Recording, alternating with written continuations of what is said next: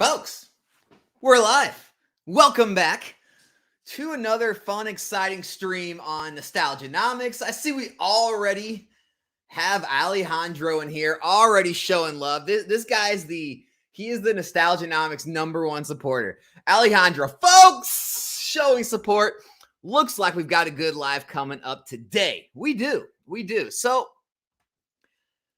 there is just so much I hear all the time throughout this hobby, and it's not even about like, any certain topic for any certain person. It's really collectively I hear it all across YouTube, Discords, Instagrams, and I'm just sick of hearing all of it. So I figured I'd throw a live out and I'd actually disprove basically every single thing you hear about how hard or how difficult things are in this hobby, or things about storage, or things about investing, or things about why sets or boxes move in value, all that crazy stuff we always hear about. So I'm just going to kind of go down the list and just kind of disprove everything one by one. And I'm sure you guys will let me know in the chat what you think, but it just gets on my nerves. I don't know why. And when things get on my nerve, I just feel like I have to speak out on them, because I hear these things so often, and they get so repetitive. And when something that's untrue or like that's overblown gets so repetitive, I don't know. It's just something in me, I feel like, I guess, because I have to call it out. I don't know any other way to do it. So I'm trying to pull up some things really quick, guys. Give me 1 second, because it's just, I just don't know. I don't know. I wish I could just stay quiet. I wish I could just let things go, but I'm no good at that. And honestly, if I did just keep quiet and let all this stuff go, I feel like it'd be worse for everyone out there. I mean, I feel like as part of my channel, I'm supposed to help things out. Ponga expose me. It's not about exposing any people. It's just these stupid things. So first off, I touched on it in my last video, but we're just going to go ahead and jump right into the whole, selling and shipping stuff. So let me go ahead and pull this up real quick. All right. So it's so hard to sell and ship. All you Pokemon investors out there, you're in for a world of hurt when it comes time to sell this stuff, because it's hard. It's difficult. You're gonna really go through some hard times trying to sell this stuff. All right. So we're gonna show you exactly how easy this is. So when you go into your eBay account, you click sell. All right. Then this page comes up. You click create listing. You hit single listing. All right. Follow me. Here's the best part. You type in this little toolbar, exactly what you're selling. So let's just type in, I like evolutions. Let's type in evolutions booster box. All right. You hit that. Ready? Watch this. eBay already has it up for you. All you do is click this. It pre-fills. All right. You can put new factory seal. It'll pre-fill your whole listing for you. Very little work to do. So you hit that. It brings you here. It'll give you a stock picture. You can use that, or you can upload your own pictures. Pretty self-explanatory there. Let me go ahead and make this full screen. All right. And then you can mess with the title. They give you a pre-filled title. I usually mess with the title a little bit. I'll put something like, maybe Pokemon XY Evolutions booster box, factory sealed, free shipping, because people always like to see free shipping. It doesn't really matter. You just make sure you have the Pokemon XY Evolutions booster box, new or factory sealed in the title. It'll get found. All right. And then look, when you scroll down, eBay already pre-fills all this stuff out for you because you picked it off the list on that little toolbar. So boom, you're done there. Item, new factory sealed. Now description, I have like a pre-filled description. I just copy and paste on every one of my listings. But hey, if you want to list a description, say, evolution. So just put like one so people know. One evolutions booster box, factory sealed, shipped next day, free shipping. It's literally this easy, all right? There you go. And then if you're not using a stock photo, if you're using an actual photo, just put in there, you will receive the exact item in pictures in the exact condition shown, right? That way there's no, no mistakes that can be made. All right. Really easy. That's it. There's your description. Then you go to pricing, right? You can click on, if you want to auction it, you can auction it. If you don't want to auction it, just click to buy it now. You can go check the market, see what the lowest listing is. I usually like to list it around the lowest price on the market as long as it's the same condition. And, the same, like, it's not like just some, zero feedback seller that, maybe is listing some fake stuff. I don't know. I find the market price, say list it. All right, $799.99. And here's the greatest part. Look, everyone's like, oh my gosh, it's going to take forever to make all those listings. People have all kind of booster cases. You just put quantity, however many you have. How many boxes do you have? I have 4 cases. Okay. You got 24 of them.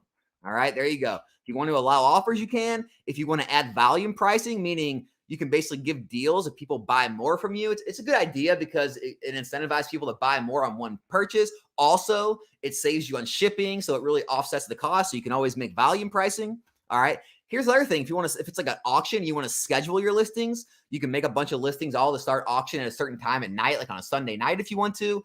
Or if you just want to have make a whole bunch of listings in one day, but you want to kind of maybe have 3 to 5 to 10 a day, just kind of spaced out every single day, new stuff listed.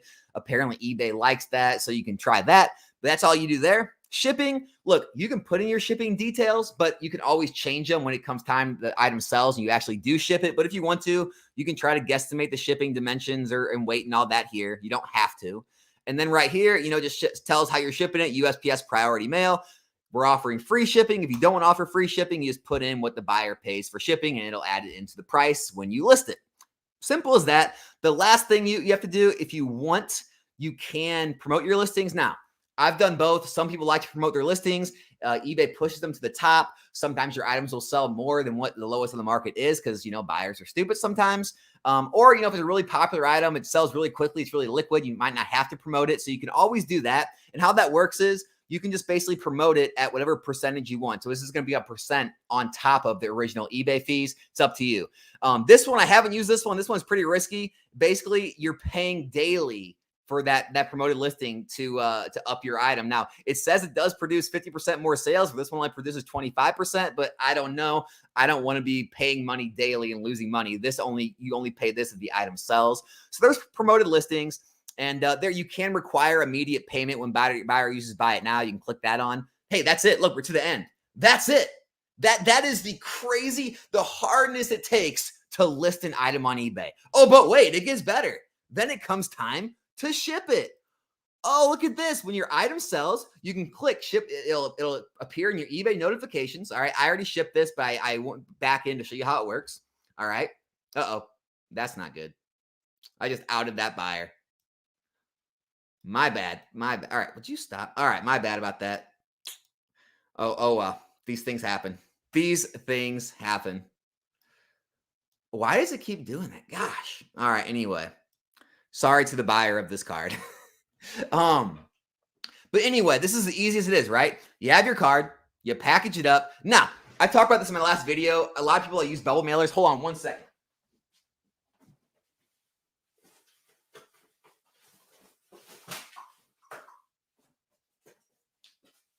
All right.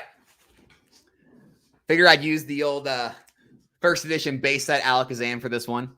Anyway, a lot of people use bubble mailers. I like to use boxes. Why do I use boxes? Well, pretty easy, because that way the card has no chance of getting damaged. Also, when you buy these in bulk, they're basically the same price as bubble mailers. Also, they when you weigh them out, even when they're packaged with the card, with the shipping materials, they're still under 4 ounces, which 4 ounces is the cap until it starts costing more. Anything under 4 ounces is the same cost under your shipping. So real easy. These little boxes, basically, I just wrap the card, right? Just wrap it with one piece of bubble wrap, tape that, throw it in the box, seal the box, tape it up. You print out your label, you slap your label on. That's as easy as this is. Now, as far as the label goes, look, you package it up, you put it on your scale. You can get any type of scale. You see what it weighs. You put the weight there. You put the box dimensions here. And then look at this. They'll spit out a bunch of different values. Here's your USPS ground advantage, which you can use that anything under 50 pounds or 70 pounds, and max dimensions of 130 inches.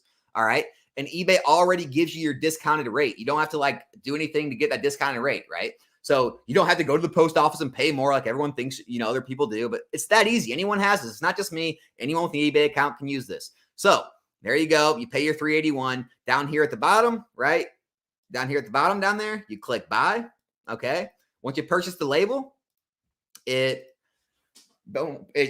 pops up that you purchased it. All you got to do is hit print. It prints off. You slap it on there. Now, if you don't have a label printer, no problem. You can use, little stick out labels that you print out from an actual ink printer, or you can just print it out on regular computer paper, cut it out and tape it on. It really doesn't matter. That's it. That's the whole mystery behind how hard it is to sell. I don't know why a lot of like the big sellers and the big resellers try to convince people that it's very hard to get into selling. And if you're going to invest, you better be ready to sell when time comes, because people, they're just not going to be ready to sell. It's so hard to figure out how to do it, to know how to ship. Guys, this stuff is not hard. I'm so sick of hearing how difficult it is to sell Pokemon items online. So that's the first misconception truth I wanted to kind of out today is don't get freaked out about trying to sell your items in the future. I promise you it is not that difficult. Okay. The next thing I wanted to talk about is the whole grading thing. PSA 10s are participation trophies. Well, here's the pop reports for Obsidian Flames, which a lot are getting graded now. Look at some of these pop reports, guys. Here's the Charizard 228. This is the gold one, the hyper rare. 315 10s, 623 9s, 108 8s. Way more 9s than 10s. And this isn't an age where people scrutinize their cards. They pre-grade them hard before they send it in. So of the cards people think are perfect, they send in, 600 of them got 9s out of 1,064. Only 315 10s. That's less than a third.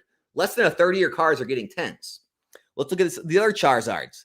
All right, the other Charizard 223. This is the big one, the special illustration rare.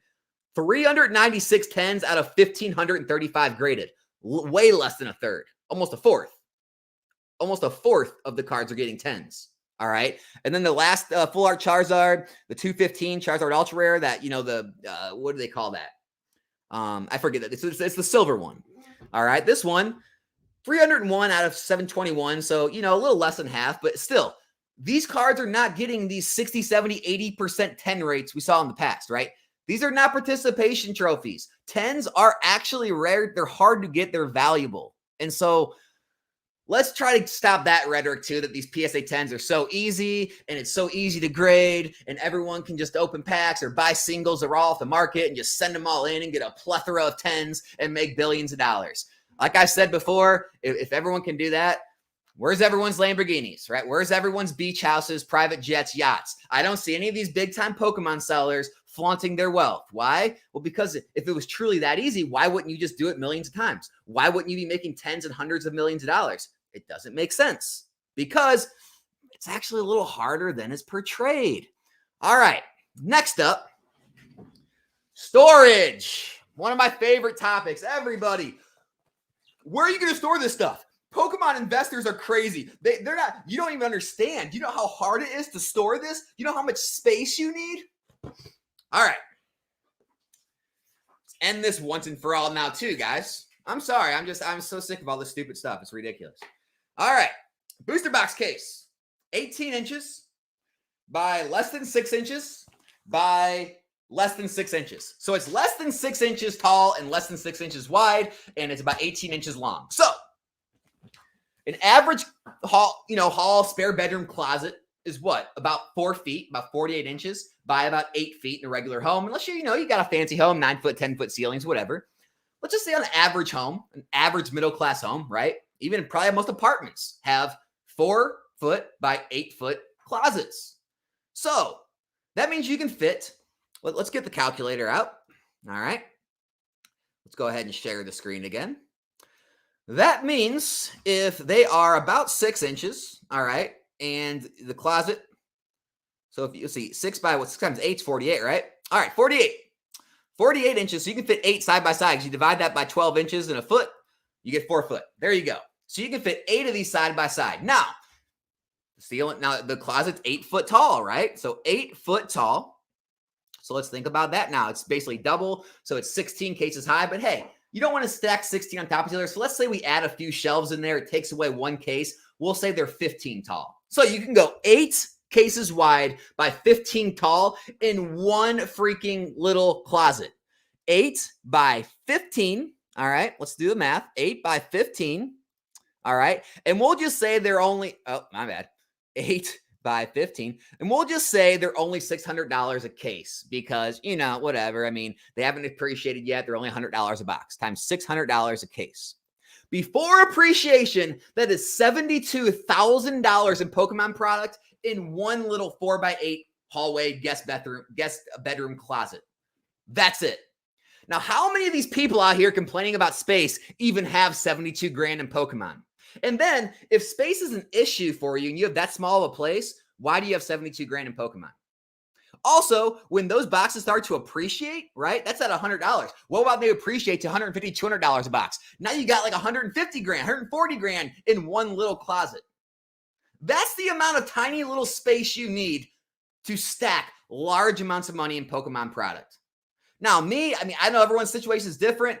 The storage space I have in my back room, in my basement, I would have to have multiple millions of dollars in Pokemon product to run out of space. Space is like no issue. Most people have enough space in their house. They have a spare room in the basement. They've got room to be able to store hundreds and hundreds of thousands of dollars of Pokemon product. It doesn't take up as much space as you might think. This has been spewed all over YouTube for too long. Everyone, I'm in other people's chats, I'm in other people's discords. I hear other creators talk about it. It's always talked about that it's so much space you need. You need so much space. Not everyone can do this. People just don't get how much space this takes up. Guys, doesn't take up that much space. Just do the math. Start stacking up the boxes. You'll see how little space. If I wanted to fill this bedroom up, it would probably be over $1 million in Pokemon item. One bedroom. One bedroom is probably more than most every person's net worth, than probably 95% of the people's net worth in Pokemon. One bedroom of product. You're not going to have that much product. You're not. I mean, eventually you're going to be, rinsing and repeating, right? You're going to be selling off the stuff that appreciates, bringing new product in. And it's like, I don't know. It just blows my mind, the whole space thing. All right. So there, check that one off the list. All right. The next thing I wanted to talk about, this goes a little more in depth. So let's do this. So this is kind of brought up all the time by more single collectors, like singles, or people who like really pay attention to the estimated value of the boxes and always try to calculate like if it's worth it to open a box. And then when boxes rise, they don't understand why the price of the box is rising. And so they complain or say it's overpriced or say like people are stupid. But okay, my computer just fell over on me. That was cool. Hold on, guys. What in the world just happened here? Oh my gosh. Technical difficulties. Hold up. My entire computer base just like fell apart and broke on me somehow. I don't know how this happens, but apparently I guess it does. Wow. Let me see. Let me see if I can finagle something here. Hey, I got it. Okay. That was weird. All right. So let me get into this. So there's this whole thing that people like think that, the estimated value always has to make sense for what the box cost. But like I've always said in the past, as boxes age, as they get to that 2-year mark, right, and the reprints stop coming, they become detached from the singles, right? Now you can make the argument like for Obsidian Flames, Paldea, Scarlet Violet Base 151 that like the singles are very closely attached to the sealed product, right? One drops, they both drop, one goes up, they both go up. They're very easily to correlate. However, this is almost never the case once you get 2 years, 3 years and on. And people never figure it out. And then they always say they get nagged as things. They say things are overvalued. They're not overvalued. This is how every sealed product has been. So I'm going to give you some examples of what I'm talking about. Here's Chilling Reign. Got to Chilling Reign. Where are all my Discord peeps? Hey, if you're not in the Nostalgianomics Discord, make sure you join. It's in the description below. It is 100% free, and there's a lot of good conversation that happens in there, along with Chilling Reign, apparently. But anyway, Chilling Reign booster boxes, right? Here's the last year on those. All right. Chart's been basically up, and it's been very steady, continuing to stay up there and continue to grow. selling for $154 in the market right now. However, if you look at the top hits in Chilling Reign, with all the hits in Chilling Reign, they're all trending down. In the past 3 months, I mean, it's straight down. Almost $200 a card for Blaziken. Now it's down in the 160s, 150s. 30% drop, right? The Moltres, it's holding up a little better, but still very far down. You got the Gold Snorlax, just straight down. And so people see that and they're like, the sealed product. The sealed product's going to be dropping now. All the singles are dropping. The sealed product's dropping. It's not going to. Just I'm telling you, it's not going to. No more Chilling Reign's coming. Pokemon's not going back and printing Chilling Reign. The scarcity of that box, the collectability, the desirability of the sealed product is now the collector item. It's not the EV of opening the box. You have to be able to separate your brain and understand that. The sealed product rises over time based on the collectability, desirability, the scarcity of the actual item, not the value of the cards inside. If that was the case, Steam Siege boxes wouldn't be $300 and $400 when all the hits in Steam Siege really aren't worth anything. I'll give you another example. Evolving Skies, perfect example. Still selling for around $440. Here's the year chart, straight up. I mean, it's in the 200s. Now it's over 400, straight up, right? But the old Moonbryon, seeing some major crashing lately. It's selling for $455. The last one sold for, but it could have been a bad picture. 470s. It's definitely in the 400s, right? Here's the lowest near mint, 460. Where's another near mint? 490. So it's in the 400s. This was $640, $650 a card about 3 months ago? About 6 months ago. Okay. So it's been going nothing but down in the same 6 months. The boxes have been doing nothing but go up. Same with the Rayquaza, right? Straight down this year. Leafeon, straight down. And you can look at all the hits in Evolving Skies. They're all going straight down. So why is the box going up? Because there's no more coming. The box is the collectible. And I get single collectors, this blows their mind. They don't understand it. Why do people like about a booster box? I do. I like booster boxes. When I got back in the hobby, even though I was collecting vintage, I collected the sealed products over the cards. I like to display and I like to collect sealed items. A lot of people do. More and more now do than ever, especially now the booster box set completionists and all that. So that's one of the reasons. Last one, Astral Radiance, great example of this, right? Astral Radiance this year, it's had some ups and downs, but overall it's been very easily up. However, the Machamp, straight down, right?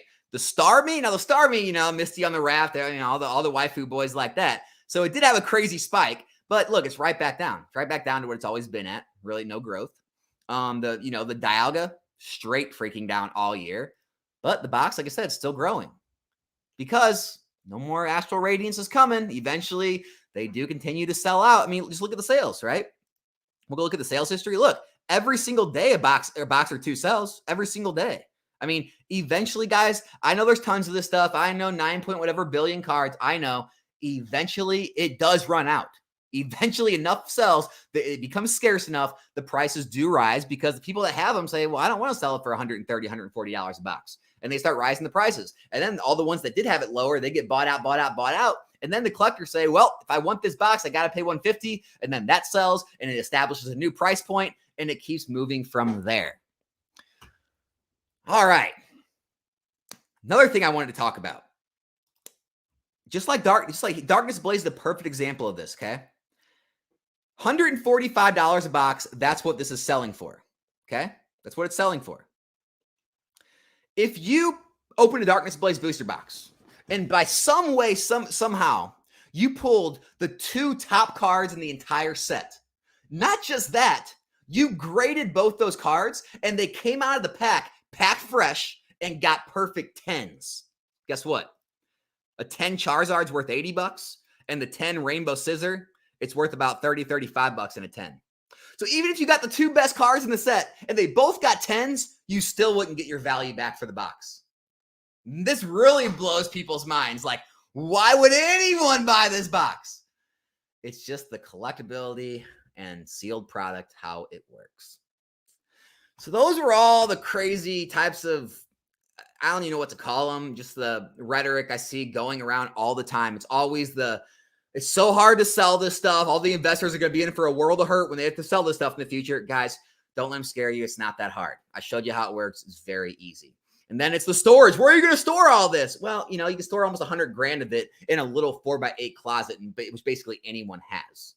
All right. And then it's, once these singles drop, it's going to crash the market. No, the singles are dropping everywhere, all across the board. It's not crashing the sealed market, right? And then it's like, well, the PSA cards aren't worth anything. There's no reason to grade the cards. There'll be no reason for the sealed. No, Darkness Blaze, all other sets, Steam Siege, they're still rising in price.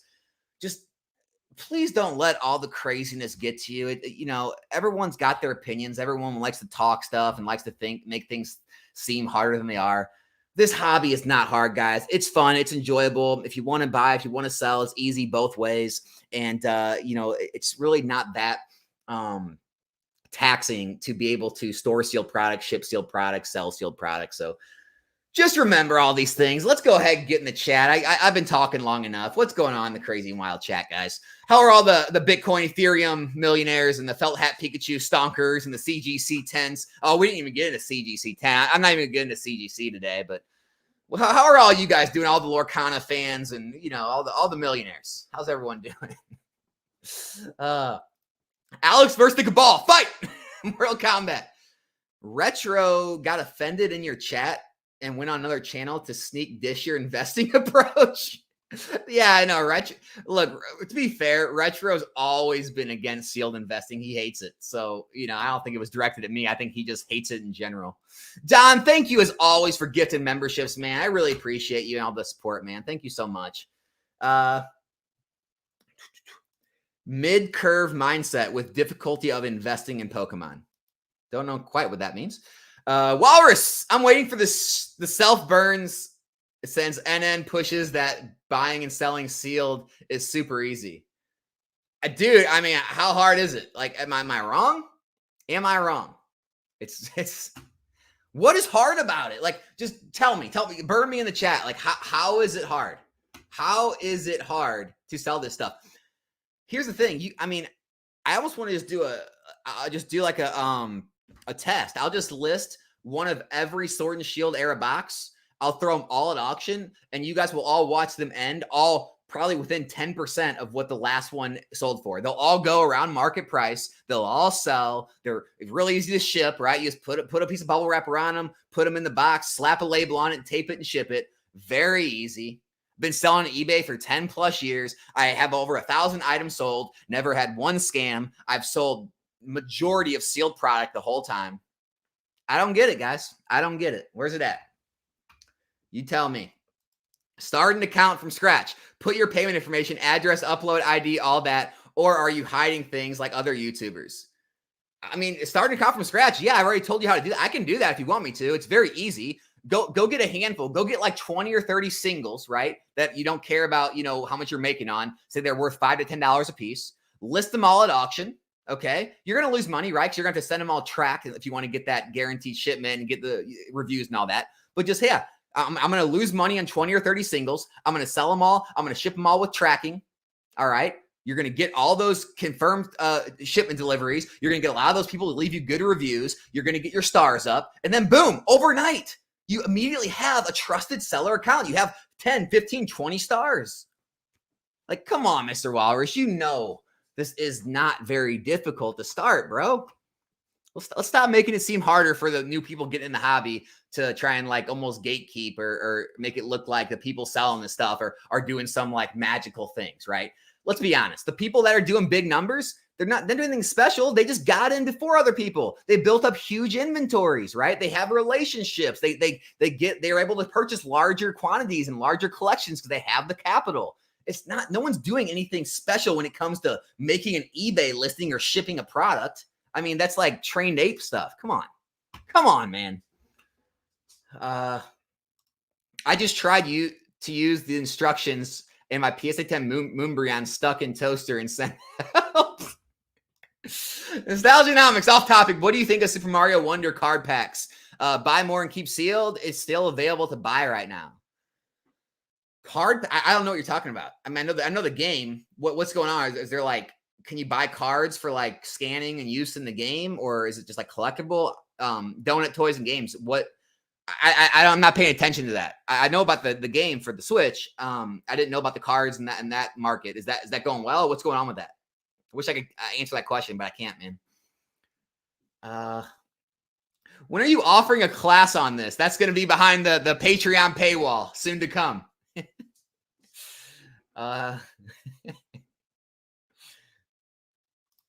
Be careful buying from NN. Your data is not safe. Yeah, all right. I'll take the L there. I screwed up on that one.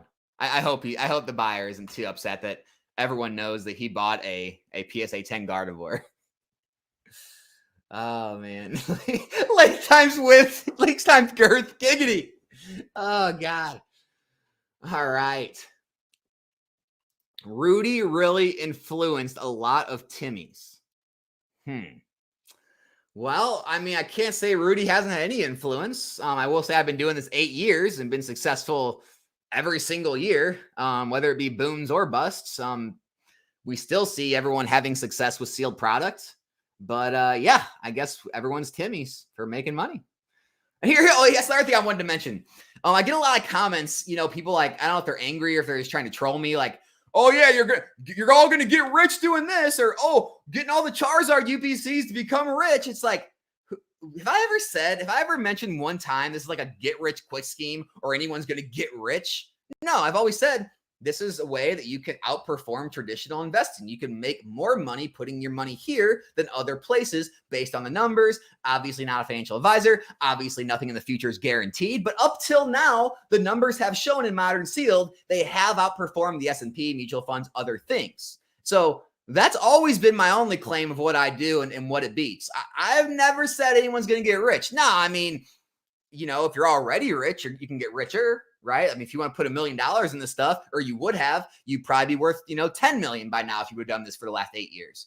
Now, future results may not be the same, but I never said anyone's going to get rich. It's just, it's investing, right? You work for your income, right? Now people in this business is their work. So there's a great, it's an overlap there. But, when it comes to investing, right? You go to work, you make your income, right? And then with that income, after paying your bills and all your expenses and entertainment, whatever you want to do, and you invest that money works for you, right? You don't work anymore. That money's working for you. Now you can choose to put that money anywhere. You can, buy investment property and have, property manager manage it. And that's basically passive. Or, you can put it in the stock market, or you can put it in a 401k. You can put it into Pokemon. But either way, it's all hands-off investing, right? It's you're not doing anything.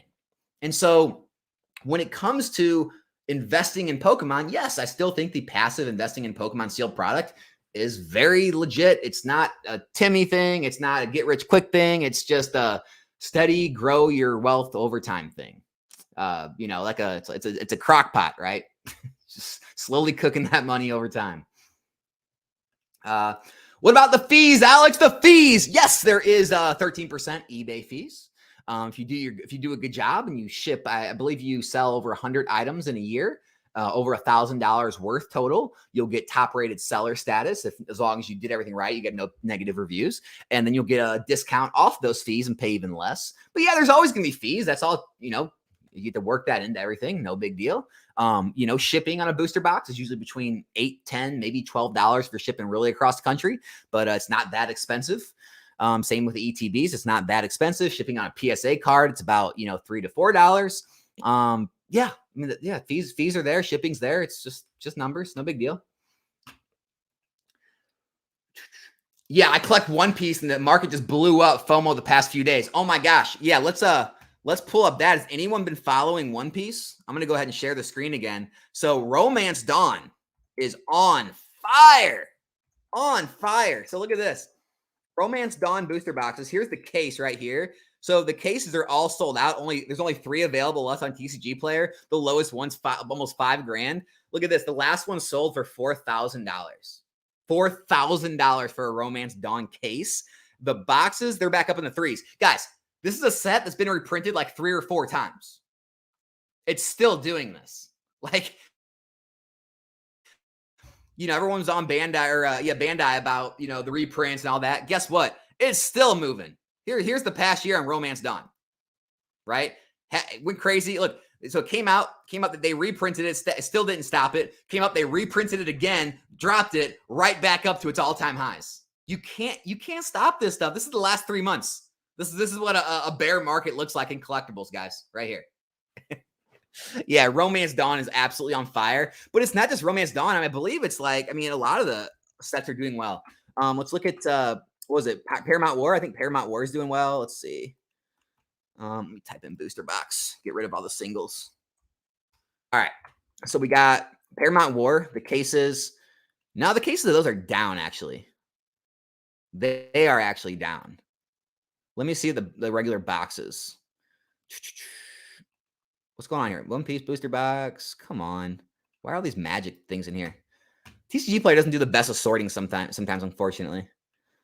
Here it is. Paramount War booster box. I mean, guys, still 160. So in the past 3 months, the single boxes are actually up.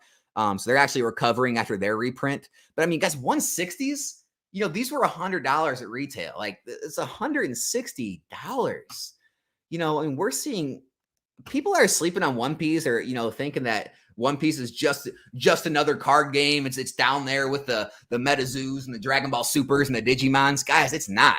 One Piece is here to stay. I talk to my local card shop all the time. They tell me it's still one of their most played games, one of their most sold singles. Like, they sell the most singles. I ask them, I go, do you guys still do mass openings and stuff? They go, sometimes with Magic, and they say every time with One Piece. I said, why One Piece? They go, because no matter what we open, we put it in the case, it's going to sell. It's going to sell on tournament days, on play days. We know we're going to sell the singles. We know we're going to make money. It's automatic for them. So yeah, One Piece is here to stay. I'm really anxious to see how that does. I'm holding some Romance Dawn. I'm happy to see that. But you can't make money investing in sealed product, guys. Remember that. You got to flip. You got to flip. Let's see. Alex has to do a push-up for every time he says Cabal, CGC, PSA, investing, or a booster box. Come on, we got to get back into fighting shape. I would be, right? I definitely would be. Oh, man, we talk about the Cabal too much, don't we? What they're also not telling you, if you get a 1099-C, you can't itemize if you don't have an LLC. You get F'd and can't count losses and costs. Yeah, guys, make sure you're setting your business the right way. Talk to an accountant and set up a correct business and get your everything right, because so I hear some crazy stuff with taxes. Like, you're going to pay like 30 or something % capital gains tax, guys. I've never paid anywhere near that amount of taxes in my entire life. So, just make sure you know what you're doing. What about returns, damage shipped goods, insurance, and so on? Never had it happen. Never had it happen. I had one time when I first started into Pokemon, like, literally 8 years ago. And I was buying lots and collections and buying and selling. And I remember it. I shipped it was a dark Charizard non-holo. And I shipped it in a regular envelope. And again, don't know if I got scammed or not, but I'm pretty sure the person said he never got it. And it was only like 5 days later. So I said, I did the whole thing. Well, wait and see what happens. And eventually he said, well, I still never got it. So I refunded him. Since that day, I send everything tracked. Everything I do sends tracked. I've never had one issue since then. I've never had an item damaged. I've never had anyone say they didn't get it. Never had anyone ask for. So, I mean, you have people ask for returns. If the item isn't like as described or something, like a single card that's not, people think it's light played instead of near min, or minor play instead of, and all that. So like, yeah, you can, maybe take a return, maybe give some discounts. But as far as a sealed product, I take a picture of every single angle of that product. I have like 7 or 8 pictures on there. I say, look, you're going to get the exact item in the exact condition shown. Let's see, I probably shipped, I don't know, probably close to 300, I would say, booster boxes on eBay and TCG Player. Never had one single one returned or said it was damaged. So make sure you're packing your stuff right. Make sure you get some good, packing material on that. Make sure it's tight in the box. There's no wiggle room. If you shake it, it doesn't move an inch. Make sure it's taped up very well. All the different corners and everything are taped, so there's no way moisture can get in. And just if you're doing your job, you shouldn't have an issue with that. Yeah, that new set's going to blow up. That One Piece, that OP5, everyone's talking about it. It seems like it's going to go to the moon. I'm sure it's going to get reprinted, though. There'll probably definitely be some huge plays in the short term on that, though. People that do not do research in the hobby like to bitch and moan about absolutely nothing. LOL. It's just a whole bunch of pissed off dummies who get lost in an echo chamber all listening to crap. That's basically what it is, though. It's like one person hears something and they start repeating it and other people like agree, and it just becomes this whole this like cesspool of lies and like, just fake stuff. I hate it. I hate it because it starts giving like things a bad name when it's ridiculous information.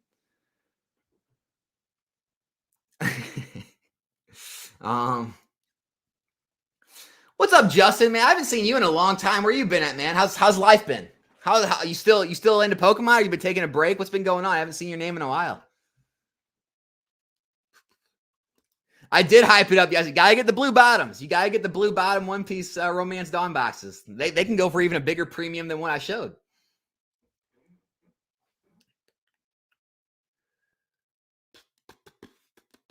All right.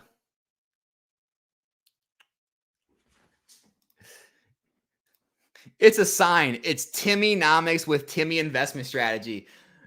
You gotta love how his name is Anger Collections too, because this guy, he seems very angry at me for some reason. I don't know why. I don't know. Like, it's funny because like I do give my opinions sometimes, but a lot of my content is literally just showing my screen, like just showing the facts. And people get so angry about it. Like, I'm sure I'll get angry in this video. Like, read the comments after. I'll have people like, Alex, you're making it seem too easy. It is much harder to run a Pokemon business. And it's like, guys, come on. Just stop the charade. Like, I never want to feel more important than they are. But let's be honest.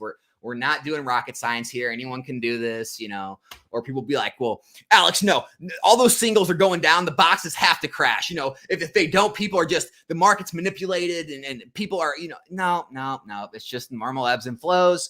Singles always drop over time a lot of the time. And then, boxes still rise. Like, none of this stuff is like new or the storage thing. Like, Alex, people are going to, we want people like not have any room to live. What about people who don't have a large space, who don't have a large house? They live in an apartment. Like, if you live in such a small apartment that you can't stack some boxes in a corner somewhere, maybe Pokemon investing isn't for you right now. Maybe you have bigger problems. Maybe you shouldn't have, 50, 100 grand in Pokemon investments. Maybe you should get a bigger place where you can store the stuff. I don't know, but I find it hard to believe that most people watching this channel, most people Pokemon investing, have a hard time finding space to stack, some boxes. Literally one closet can hold you a $70,000. Like, I found that hard to believe. I just do, But like I said, no one ever wants to actually measure things out and be like, okay, well, here's the size of a case, right? If we stack, 8 cases side by side and stack them 10 high, okay, that's a whole lot of money and a whole little bitty amount of space. But yeah, let's tell people how no one's got enough space to store this stuff, right? You got to have storage units and you got to have, I don't know why this stuff gets to me. It's just so stupid. It's just so stupid. Oh, man. What else is people saying in this chat?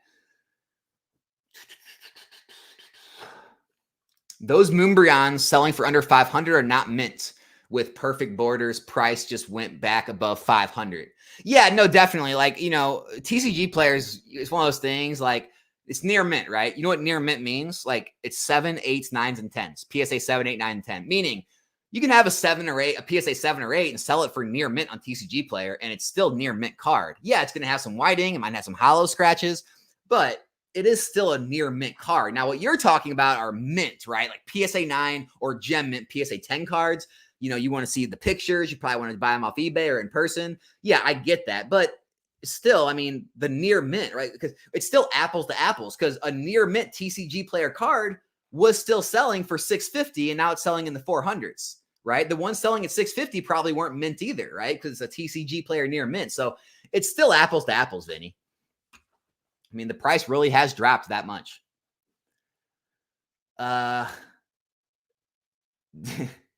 Timmy Namas graduated the Rudy course. Dude, anger, man. Dude, why? do you want to come on the channel? Do you want me to send you a link? Do you want to hop on and just let me know all the things you hate about me? Like, we can, at least you can, kind of get them out. And we can kind of find some common ground, because you obviously hate Pokemon investing, it sounds like. Oh, man.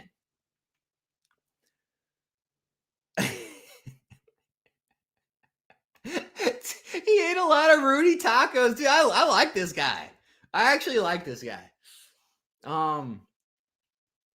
Let's see.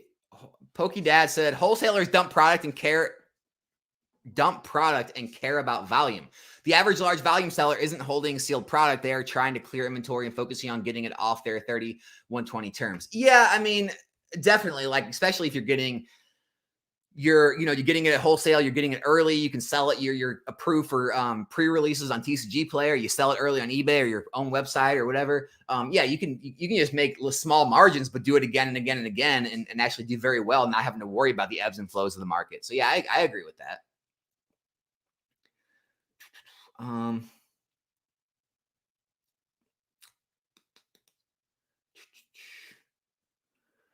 What happens when Pokemon decides to re-release Tag Team because they seen how much people loved it? If you can't say they won't re-release sets, you mean like go reprint like Team Up or a Tag Team set?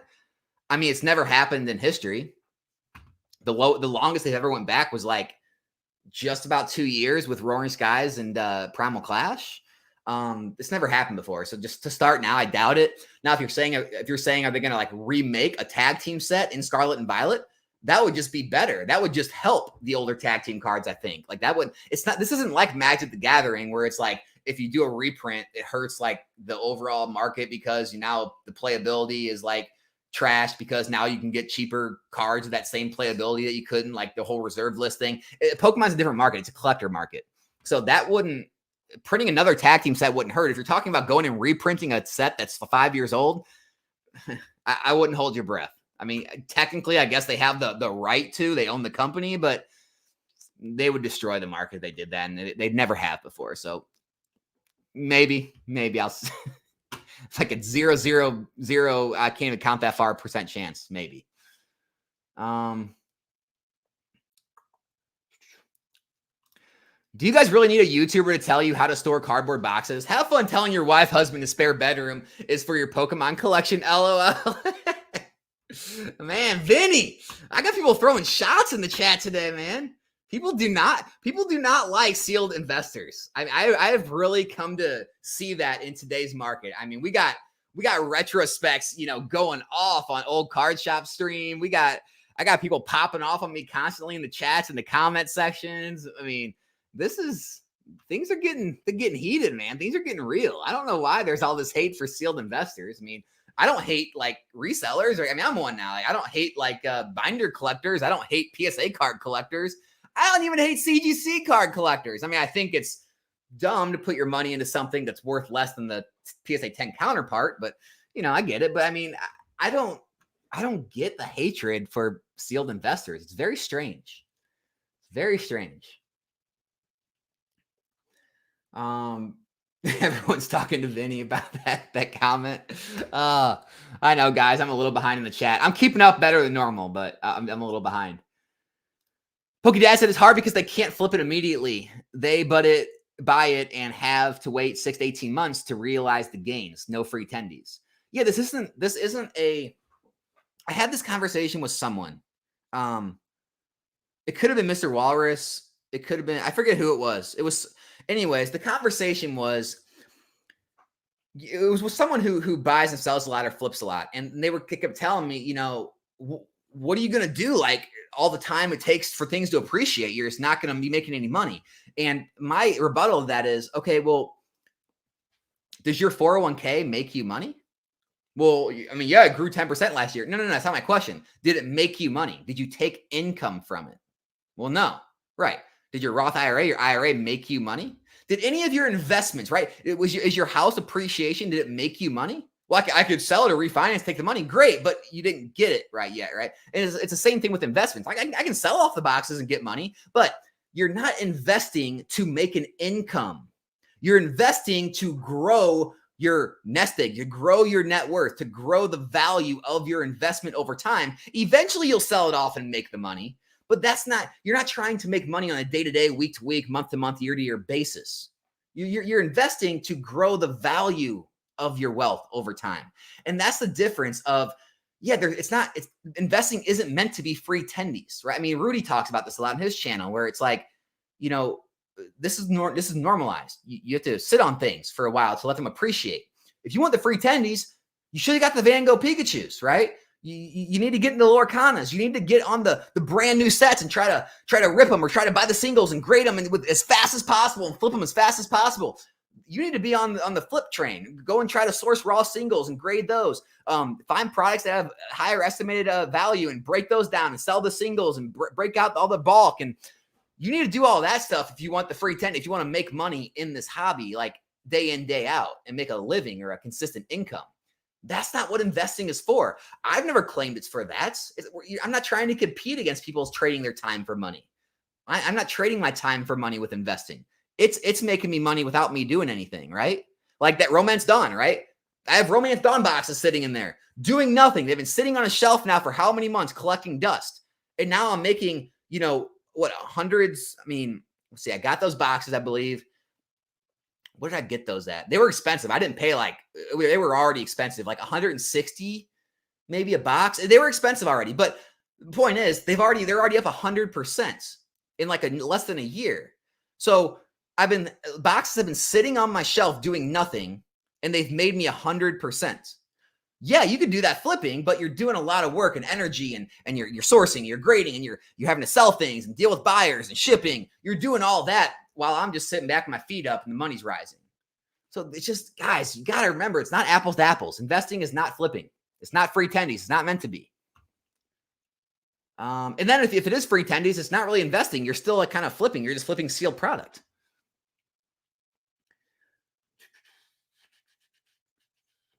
This is great, leaf green, perfect thing to say. It doesn't matter even if you believe in Pokemon. If you're impatient, investing isn't for you, period. Yeah, this is not a Pokemon thing.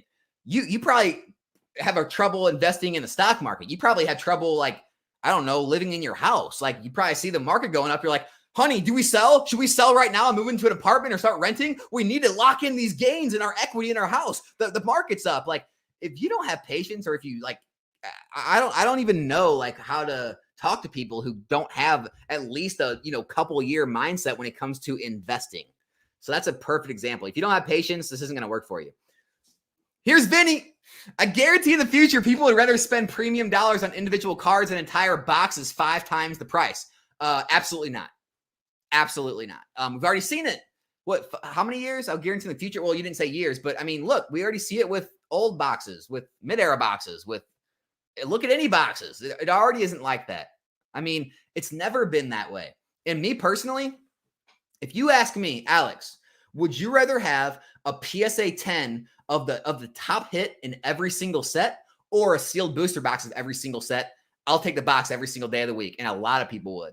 I would rather have a first edition base set box over a first edition base set Charizard PSA 10. I just would. And a lot of people feel that same way. And look, it goes back to the thing I said earlier, Vinny, if you're a single collector and you enjoy the cards more, great. I'm not mad at you, but don't hate on people who are sealed collectors because they like the boxes more. It's just a different way of collecting. I honestly don't understand why there's got to be a division on this topic. It's very strange. Single collectors really do not like sealed product. Nick, what's up, my man? Just joining in. Sounds like a heated convo if I missed. It's really not heated. I just, go through and showing how to store things, how to ship things, how steel product appreciates, even if singles don't, how the PSA 10 pop reports are actually getting pretty hard and it's not participation trophies, all that good stuff.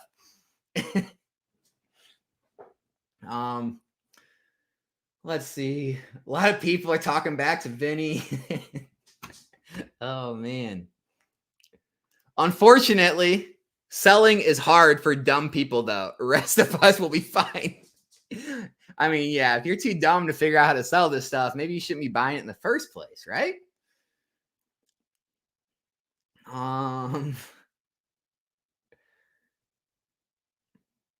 There's more sealed product in history now than ever in history. That's how I know. That's how he knows, guys. That's how he knows. He just knows. When I was 2016, 17, 18, when I was buying Evolutions cases, all I ever heard was, Alex, I can still buy this from my distributor. They still have it. It's not out. This is going to be around forever. This has been reprinted. There's so much of this, it's never going to rise in value.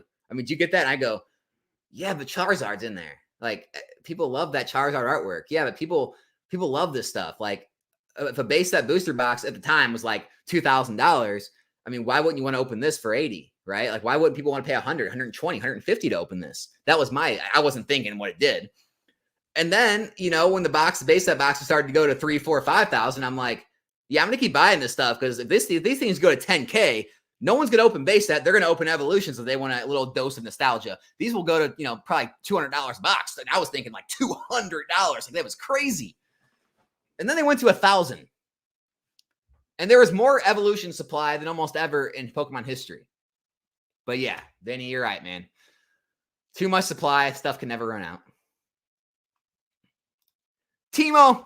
Hey, Alex, I'm a random user from the NN Discord. That Hoodlum guy has super good takes. You should mod him. I like Hoodlum. He doesn't like America too much, but I still like him. All right. Bay said, I found an exception to the rule. LOL. Not Pokemon, but another TCG. For the original Mighty Morphin Power Rangers cartoon, there was a TCG. For the Series 2 hobby set, there are 5 F Series cards. All right, I'll take your word for that one, man. I don't know anything about I love Power Rangers. Obviously grew up with that. Sucks what happened, you know, with the Green Ranger, you know, Jason. But yeah, that's funny, man. I don't know anything about the card game. Just for fun, what's your prediction on Japanese 151 boxes in 10 years? 10 years. All right. 10 years, I will say, man, that's so hard. 10 years is hard. I mean, a million things can happen. Million things. $500. $500. Throwing it out there.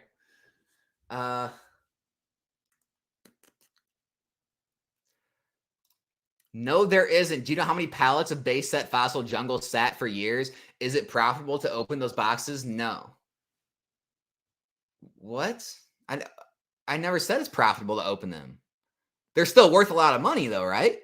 Like, the price of the sealed can rise in value just because the opening them isn't, the EV isn't there. What are you talking about, Pokedad? I don't get it.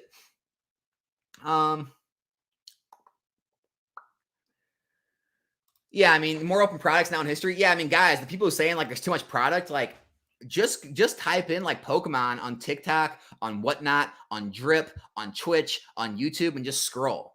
Just type on Pokemon box breaks, Pokemon rip and ship, Pokemon pack breaks, and just scroll. I mean, there's got to be like, I don't even know, 10,000 packs a day open, probably, if not more. Like, real numbers. Like, every one of these streams opens multiple boxes a day, like hundreds of packs.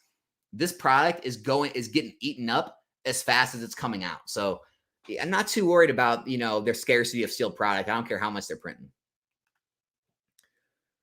By the way, actually, that's another thing I wanted to talk about. Let's go ahead and pull that up. 1 second here. You guys will like this.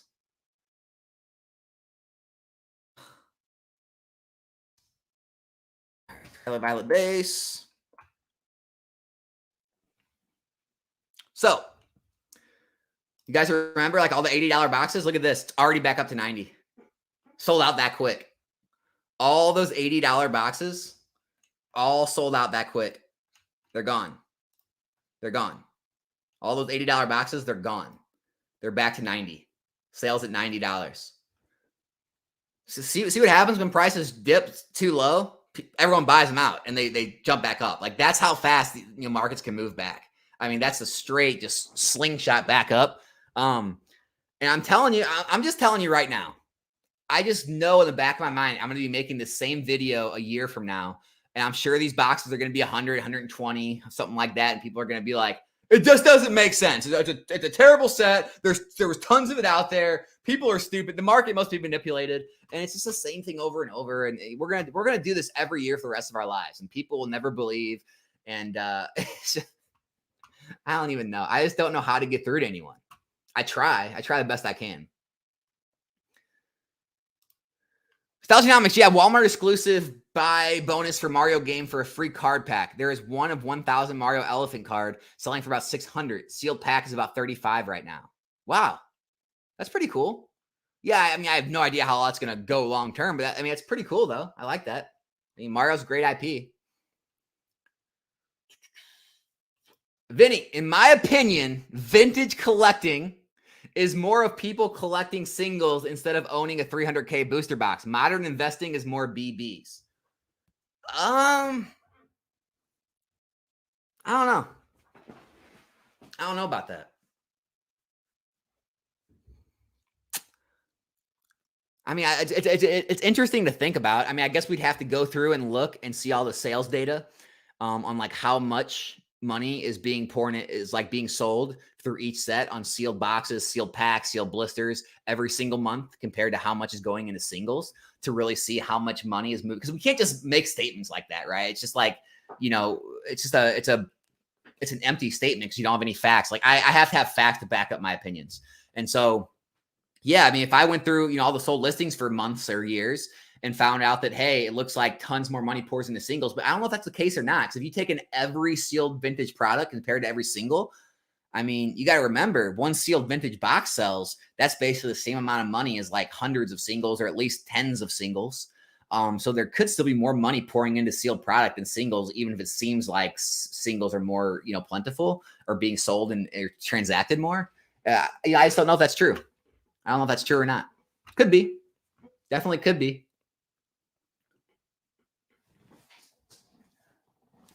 Yeah, again, your opinion. Look at the most graded cards in TCG. It's modern cards. They're getting open. You feeling aren't that exactly? Yeah, I mean, it's like modern is obviously. I mean, you can look at TCG Player. The singles move like crazy.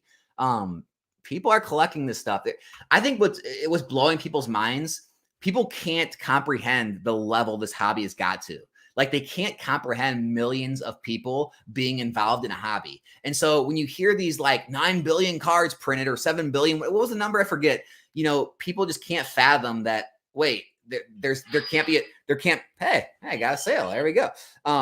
You can't possibly people can't possibly fathom that there's enough people to eat up this amount of supply.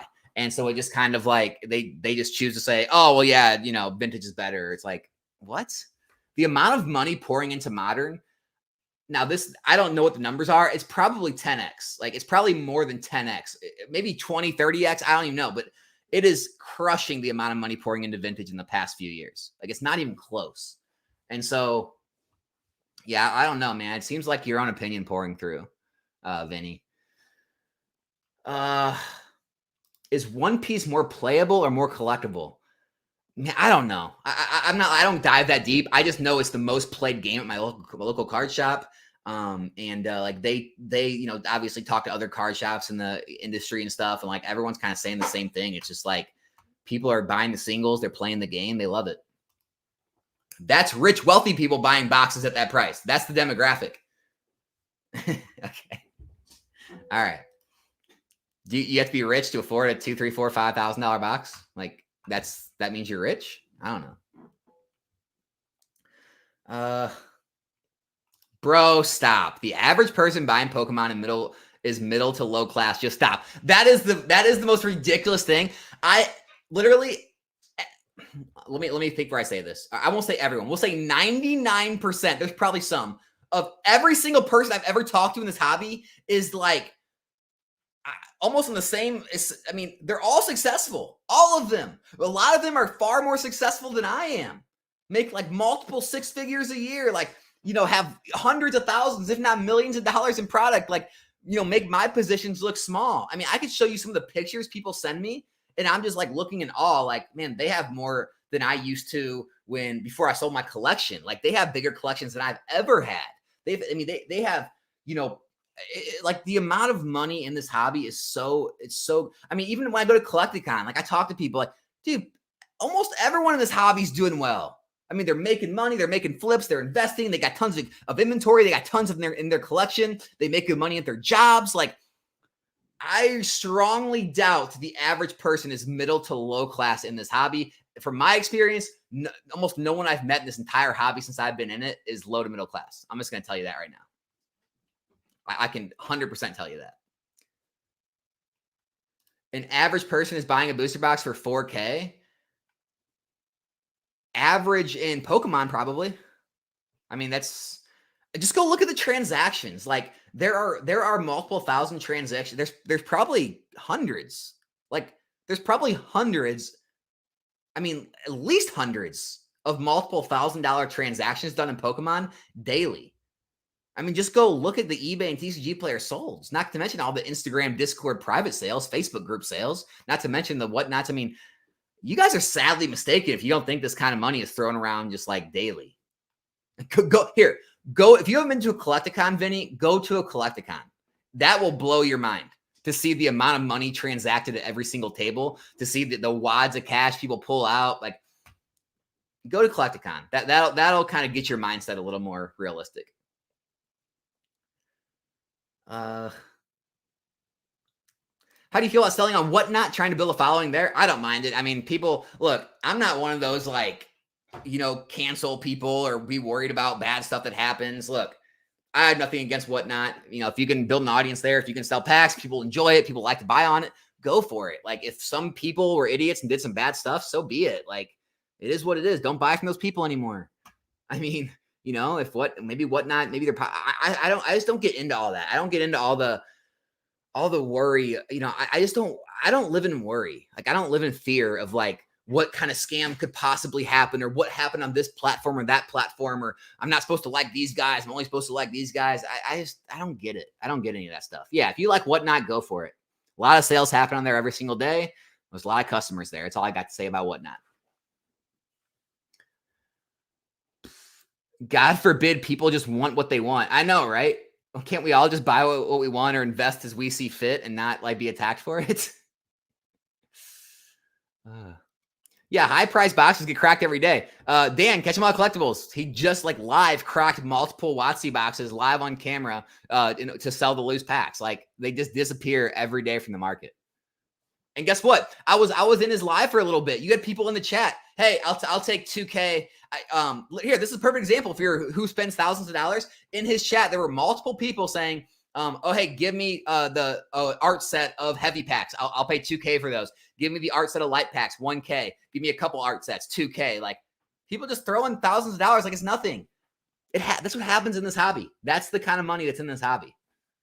So I don't think it's like average people compared to like the average population, but like average people in Pokemon, yeah, they're spending that kind of money. It's kind of crazy. I know it is.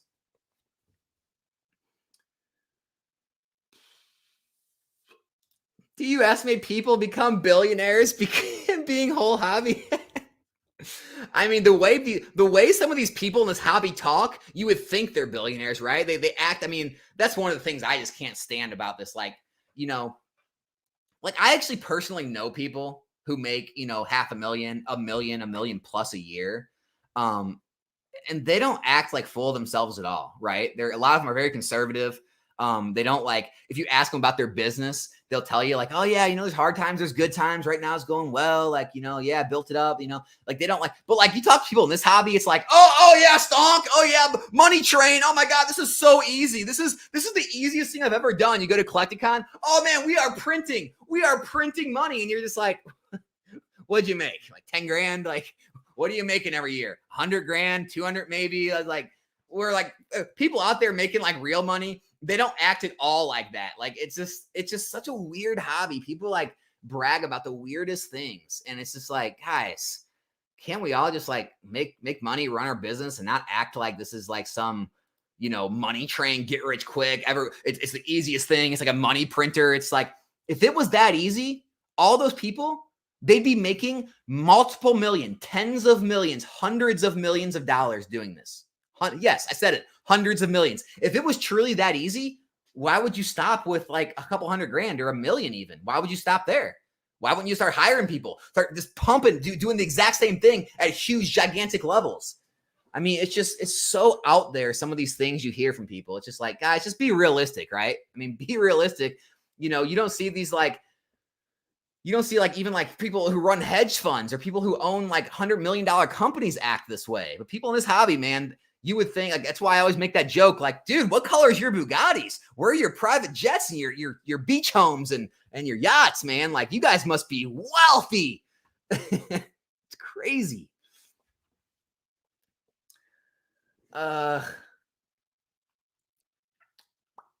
What sort of volume do you need to qualify for tax breaks? None, any volume.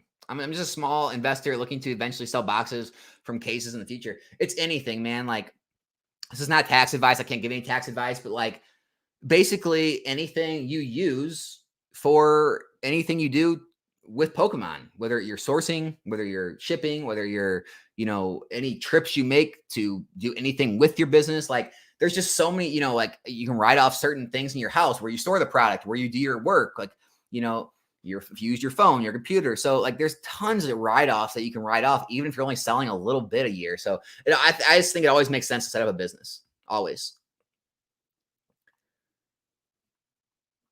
Pokey Dad. Sam, yes, you can. Friend works for the IRS. Think I'll believe him over you.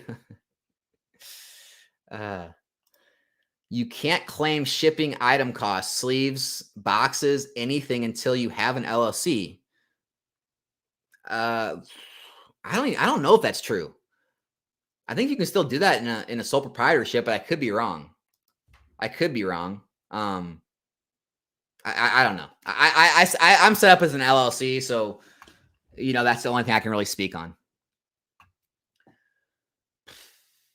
I just realized something on Facebook. People are always advertising pre and post errata Romance Dawn cards. Yeah, so Arita are more expensive. So is that the card? So guys, I'm so like, I don't really dive into the actual cards. Is that the one that was the card that was corrected? Because there were errors in the. So here's the thing. People think there's the first print was the only one with the blue bottom. I actually confirmed this with my local card shop. The first two prints had a blue bottom. You cannot tell them apart. You just can't. It sucks. However, if you open the box and it has those, is there a rate of one of them? Anyway, there's certain cards where they made corrections to that the first print still has the corrections not made. That's how you'll know you have a first print box or a first print case, right? You don't know until you open it because they did send 2 waves and the second wave was already print. Now, there were actual reprints that had white bottoms. Those were like the third, fourth, and that, and so on. But so if you have a first print case, I recommend like maybe making like documentation, opening it on video, opening the box, opening the packs, pulling those cards that had the corrections. That way, like that's what I plan to do. That way I can prove the entire case is the first print and I can sell it for a premium. But is that what you're talking about? I just don't know much about it, man. I'm sorry. I just haven't had enough time to really dive into One Piece.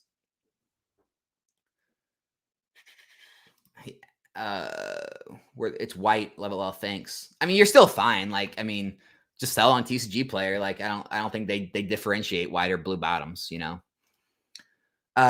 Doing well, thanks, bro. Pokemon is always a thing for me, just going with the motions. Soon I'll probably do a pretty large investment. When I do, I'll contact you and we'll get cases. All right, man, for sure. Glad to have you back in the hobby, man. Or yeah, maybe you've been around. I just haven't seen you in a long time.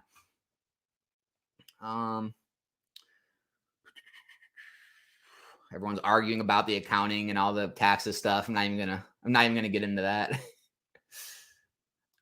I think those people were investing in Steam Siege got disappointed on the gains. What are you talking about? Steam Siege is killing it lately. Steam Siege, disappointed on Steam Siege? Disappointed on Steam Siege? Why are they disappointed on this? This box is selling for $350. Confirmed sale 10/24, 3 days ago. $350. So we got 7 years, and these were $90. So in 7 years, you almost 4x your money, 3.5 times your money in 7 years. You'd be lucky to make 100% of your money in the S&P. I don't think anybody's upset about Steam Siege these days. That's a great investment. Tell you what, if every investment I make can be Steam Siege, I will pour every single dime I ever make into that product, into those products. If I can have a $350 box every time after 7 years, I'll never invest in another thing. Like, it's just, you can't find those gains anywhere else on the regular traditional markets. It's unless you're, like I said, you're buying some really risky, new individual stock or crypto and you get lucky. But like, Pokemon investing gains are up their tops, man. They are in the top tier.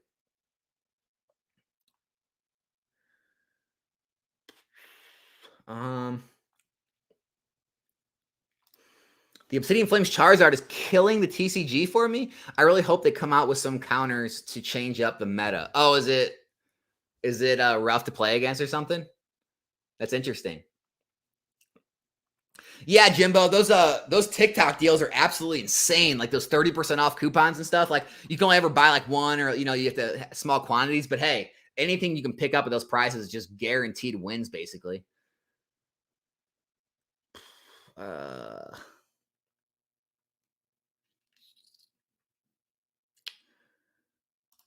People hate sealed investors, but sealed is king. I really don't know why. I don't know why there's that divide. Vinny says, I have a sick Pokemon collection, just so you all know. And I don't sell. All right, Vinny. That's good to know, man. Appreciate you sharing that.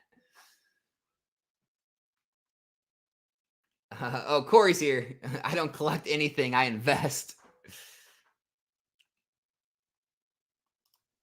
Damn, man's leaking private phone calls now, too. What? What did I leak, man? What did I leak? All right, we all have sick Pokemon collections, but we also hope those collections gain value over time, be it sealed or not. If we do decide to sell, yeah, I mean,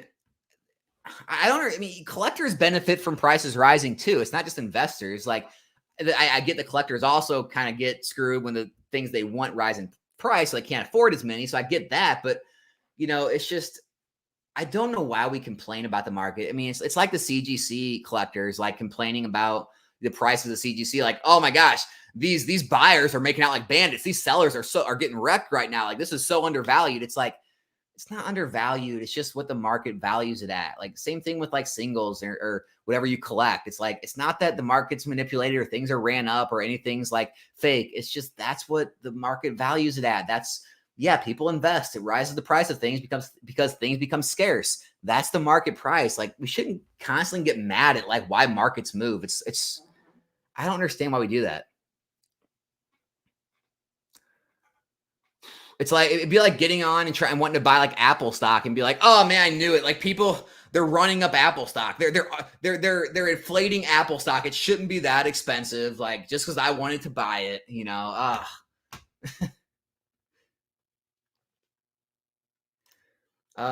Where do you see the Squirtle Pokemon Center ending up as? Heard about 7,000 only made, possibly less printed than the Van Gogh Pikachu. I mean, guys, all the numbers are arbitrary. No one really knows. It's all just people putting their own spin or their own guesses on it. I wouldn't put much stock in numbers. I do know it's the second most expensive card right now, next to Van Gogh Pikachu as far as Scarlet Violet promos go. So that says something. It must be pretty scarce. So yeah, I mean, it seems like it's going to do pretty good right now.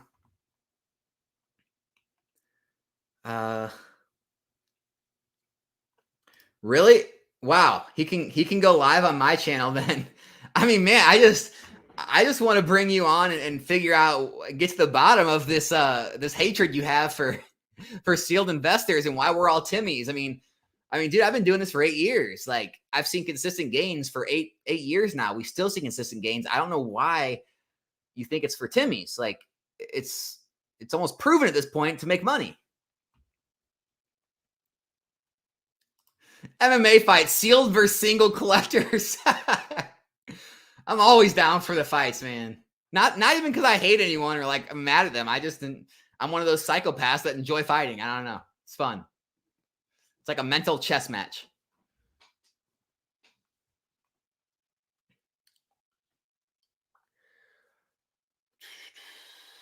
Alex's thoughts on Paradox Rift. Paradox Rift.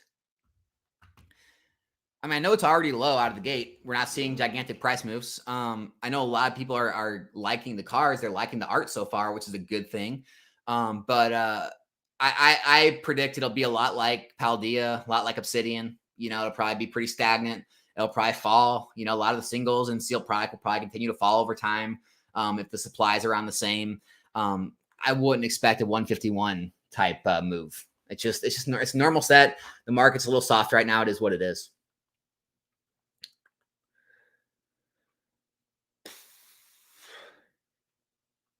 All right. Bay said, you gave a perfect description of what an investment is. I absolutely agree with you. Flip is not invest. Flip is quick. Invest is long. Flip is like a job, income. Invest is your nest egg growing. Yeah, that's all it is. And there shouldn't be like a confrontation there. It just is what it is. You know, you can do both. Like you can do both. You can do one or the other. You don't have to hate someone that does one or the other. It's just is what it is. One Piece Romance Dawn Blue Bottom boxes first wave is going for almost 1K. What? What? Lee, where's this? Lee, can you share where that is? Like, I'll if that's the case, I may be letting go of some of those boxes. I do not have any problem taking $1,000 a box. That's crazy. Blue Bottom Romance Dawn are over 500 on eBay. So we got 500, one saying 1,000. I mean, 500 is one thing, $1,000. I mean, that's like the gains I was hoping to see in years, you know? And this is what I'm talking about. This is a perfect example. You know, when people always talk about like, well, when do you sell? How many years? Like, I'm going to hold these for 3 to 5 or 10 years. It's like, there doesn't have to be a time frame, right? I bought those for long-term holding. However, if they're already going for $1,000 a box, I have no problem taking my gains and moving those into a new investment, right? The same way as if they were still $200 a box and they stayed that way for 2 or 3 years, I would have no problem holding them longer. But you got to remain fluid, right? You don't always know what the market's going to throw at you. So like, yeah, if they're $1,000 a box, I may look to sell some already. It's not that I'm not an investor, or I'm not investing, or I'm looking for a quick flip. I had the mindset of investing. I held them for months, but it just so happens maybe this investment worked out in months instead of years. So, you know, don't be too strict on your investment style. Always be able to remain fluid, be able to take gains when gains are there. It's never a bad idea to take profits off the table. It protects you from downturns, right? If the boxes do downturn, they come in a reprint, or the hype wears off and they do crash, it protects you from that crash because you already locked in gains. And so it's basically almost like a reverse dollar cost average. Like when things are dropping, you buy on the way down to dollar cost average. You can also dollar cost average out of an item, right? If you sell up high and it drops, you sell in here, well, now your average sell price is still higher. And so it kind of locks in higher profit margins for you. So, I mean, I believe in that.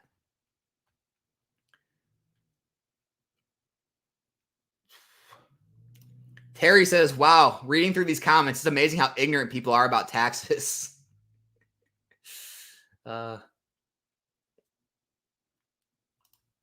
Thoughts on the main shooter, Robert Card?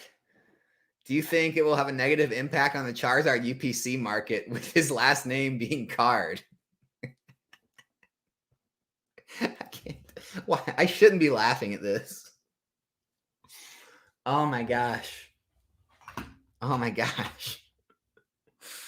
Okay, guy, it's really not funny. Like that's awful what's going on up there.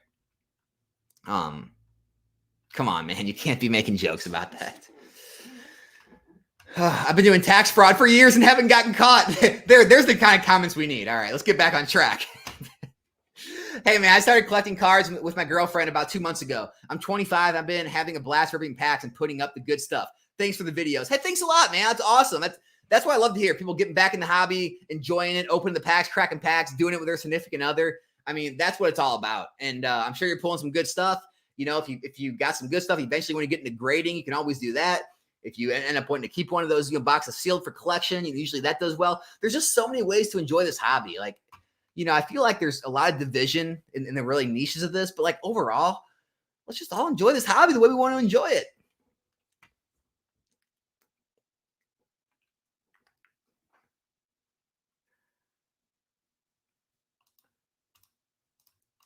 Justin, the rapture will happen within 10 years. Get ready.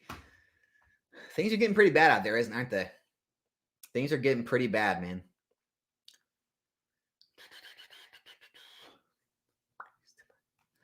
Pokey Dad said that was in response to Vinny saying sealed would get outpaced by singles. Oh, okay, I get it. Yeah. I solidly believe Vinny in here to troll now, and I'm okay with it. Yeah, I don't mind the trolls. It makes for fun conversation.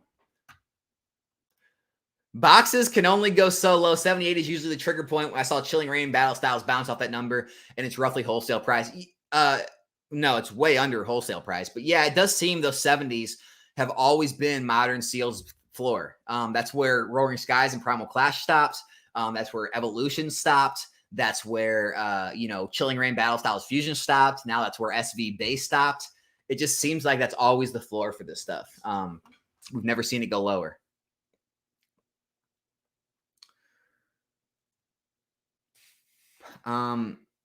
David, man, unfortunately, nah.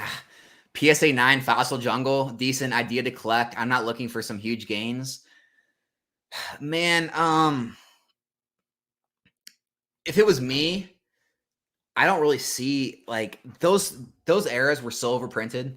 The 10s might do decent. The 9s, if you're just wanting to collect, why not just get the singles? Like, why not just get like a PSA 7? At least it's still a near mint card. At least it's still protected in plastic and graded and authenticated. 9s, you're gonna pay a premium, and I just don't see the future.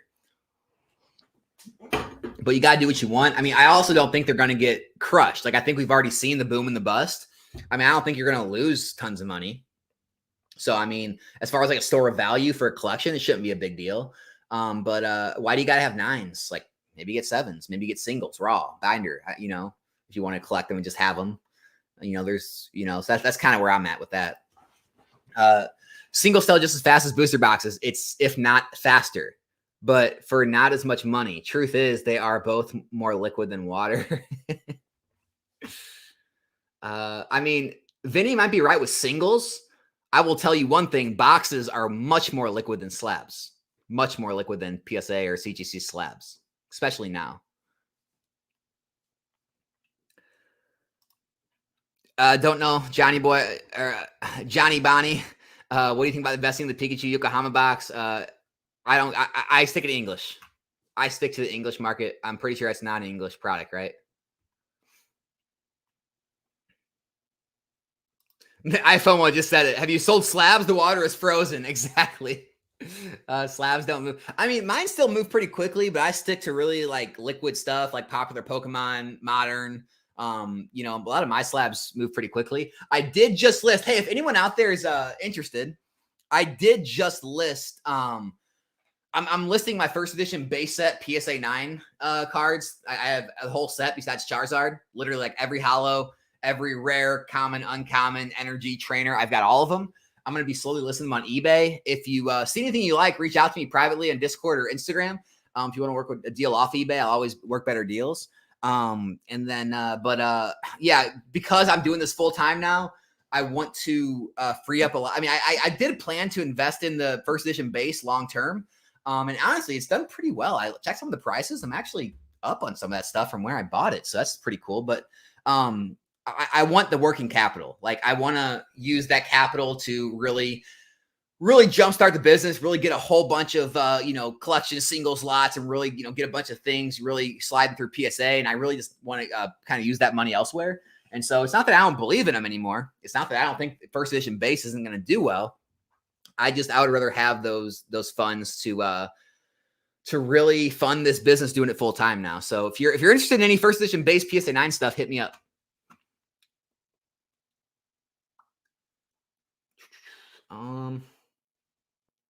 The average buyer is not the average collector seller. The average buyer is middle to low class.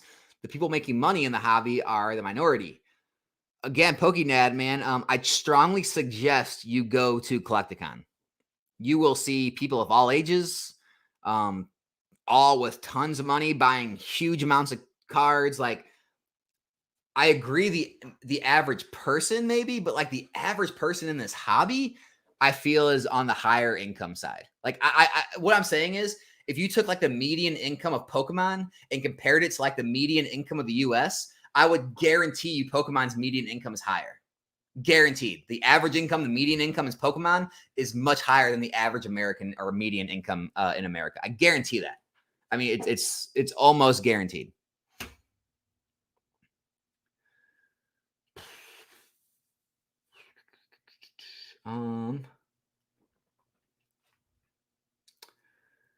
What do we got? Vinny, this is great. Vinny, Ripping packs is addictive. People who collect booster boxes don't have addictive personalities. Isn't that the whole point, though? Like the fact that ripping packs is so addictive, isn't that good for sealed investing? Like if people keep, addictively opening all these packs, that makes the boxes more scarce and more expensive, right? Like that basically makes the point right there for sealed investing, dude.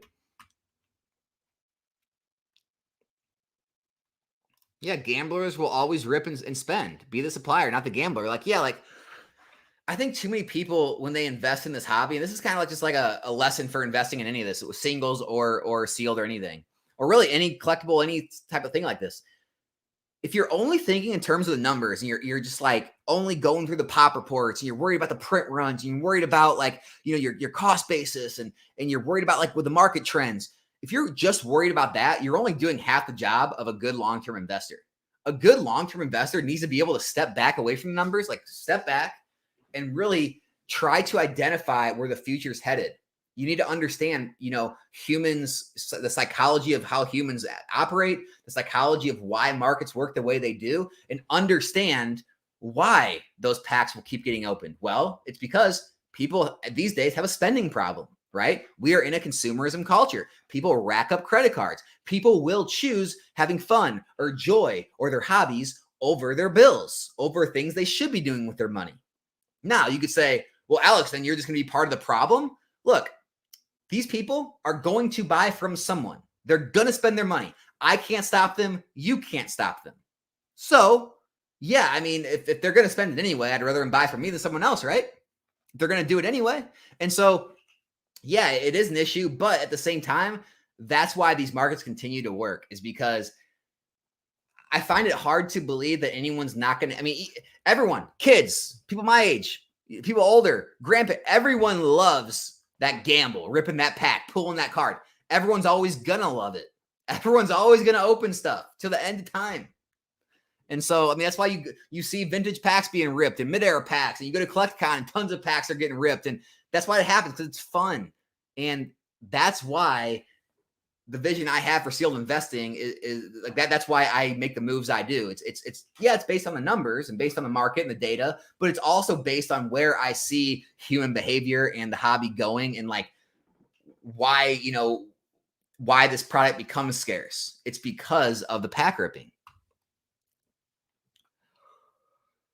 And also, like I said before, like people aging, right? We're all continuing to age. We all continue to make more money, right? We all continue to advance in our careers, except me, quit my job. We all continue to get raises, and our investments get more. Eventually your houses will be paid for. Eventually you have large nest eggs and 401ks. Eventually you have less bills, like no house, no car payments, like no other bills. And if you have kids, eventually you become empty nesters and have all that extra money. And so, eventually maybe your parents or grandparents die, they leave you money. There's tons of factors that are going to give our generation more and more spending power as time goes on.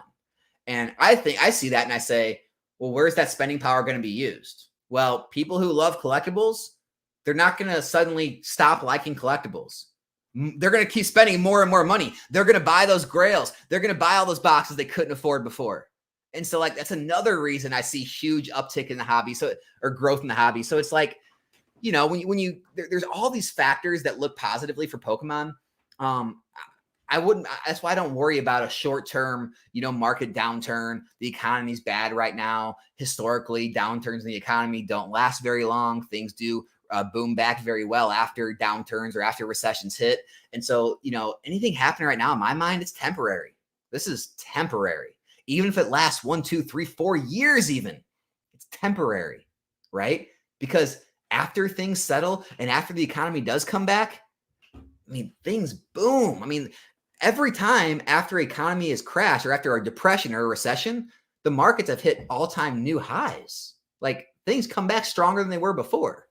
So just remember that. Even in downtimes, just remember there's always light at the end of the tunnel. You just don't know when it's going to be. How big of a super chat for you to throw the giant Pokeball in the background against the wall? Dude, it's a piggy bank.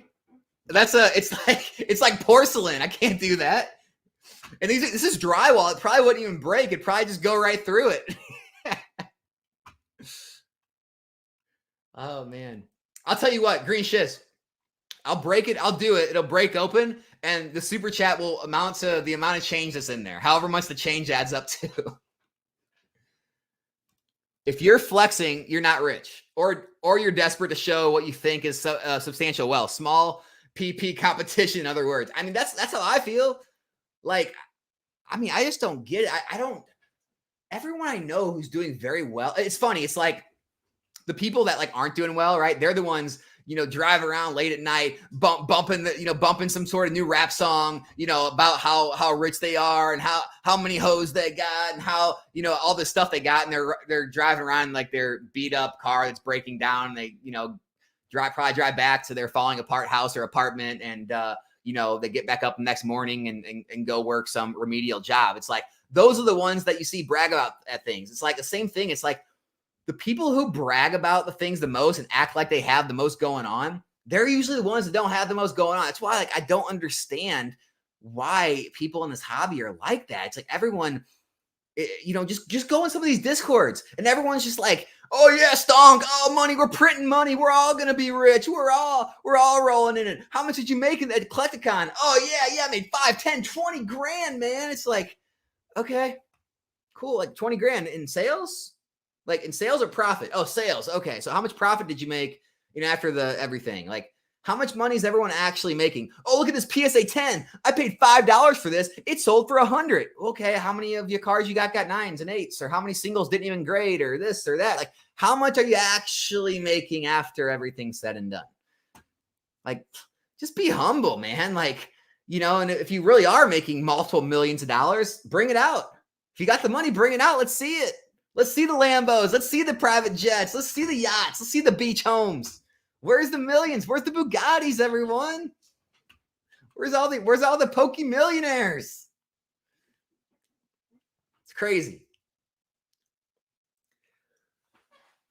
Yeah, people brag about how much they make are compensating for something small. We all know what you mean. Yeah, it's strange, dude. Strange.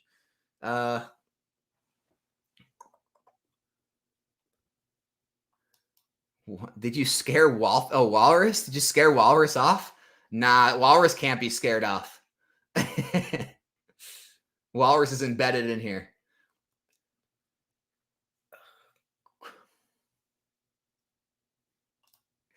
Alex turned to a whole savage. I heard they even called him the Pokemon Boogeyman. Hey, apparently I create Boogeyman. Remember, I'm the one that creates them. God, you guys really have a lot of tax talk in the chat. Like I can't get into all this tax talk with you guys. Let's see. New member, Oni 1801. Thank you so much, man. I appreciate that. Roy, I listened to Alex. I bought One Piece OP1 days ago. I have it days ago. When you make a video of the cat driving meme, and so Alex the cat taking off from Target with a caption that says, "Just took all the kids' Pokemon." I actually wanted to make a short. I almost don't want to say it because then it'll get outed before I do it. I wanted to go out to like Walmart, Target with a friend of mine's kid and like see him picking out a pack and then go up and like push him over and take the pack and take them all and walk off with it and then have him just sitting there like, what? I just thought that'd be so funny for like a short or a TikTok. I mean, I'm already like hated. I'm already the black sheep of this community as it is. I mean, I might as well just own it, right? At this point, I might as well own it.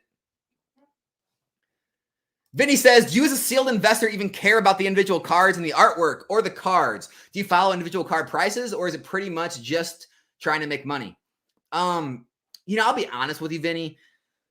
When I got back in the hobby, it was all collecting. I didn't even know what investing was. I didn't even care about, I didn't even think about the value of the item after it. I was just spending money.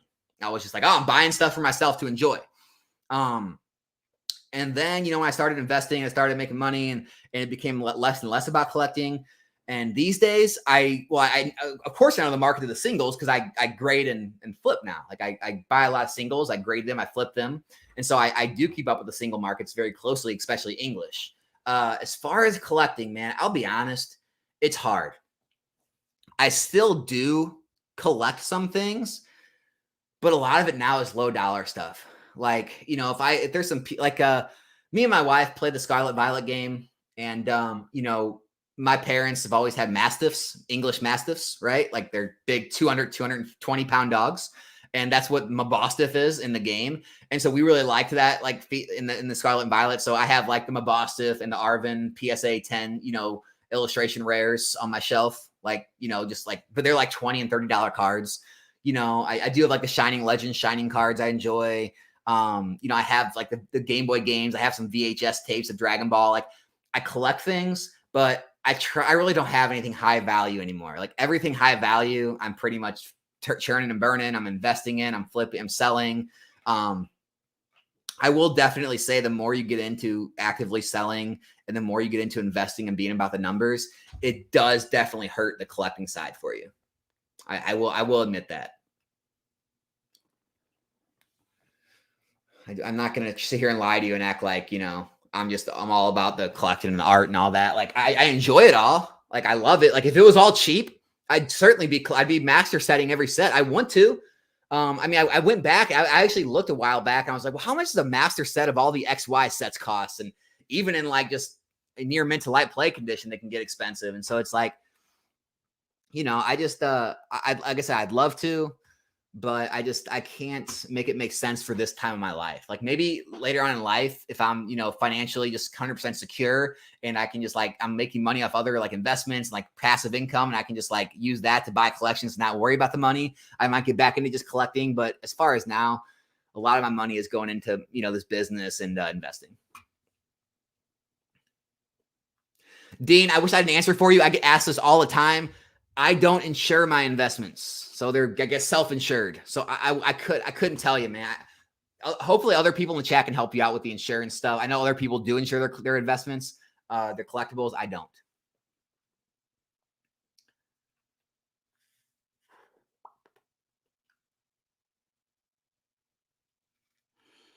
Alejandro's back. You're basically a 7K subs, brother. Congrats, going up quick. Yeah, no, I think we're almost at 7K on the channel. If you're watching this, you're not subscribed, consider that. I know we did almost hit 7K. It's pretty cool. I mean, I still can't believe it. I mean, I was ecstatic to hit 1,000 people on here caring what I had to say. So, I mean, for all you guys to continue to come back and watch these lives and videos and subscribe, like, I mean, I appreciate it from the bottom of my heart. It's honestly crazy. Like, this whole thing started just because I couldn't speak my mind elsewhere. So I was like, well, screw it. I'm at least going to speak my mind on what things I want to say on a channel, even if no one watches. At least I'm able to get it out, and it feels like I got it out to someone. And now to actually get it out to some people, it's pretty cool. It's really cool.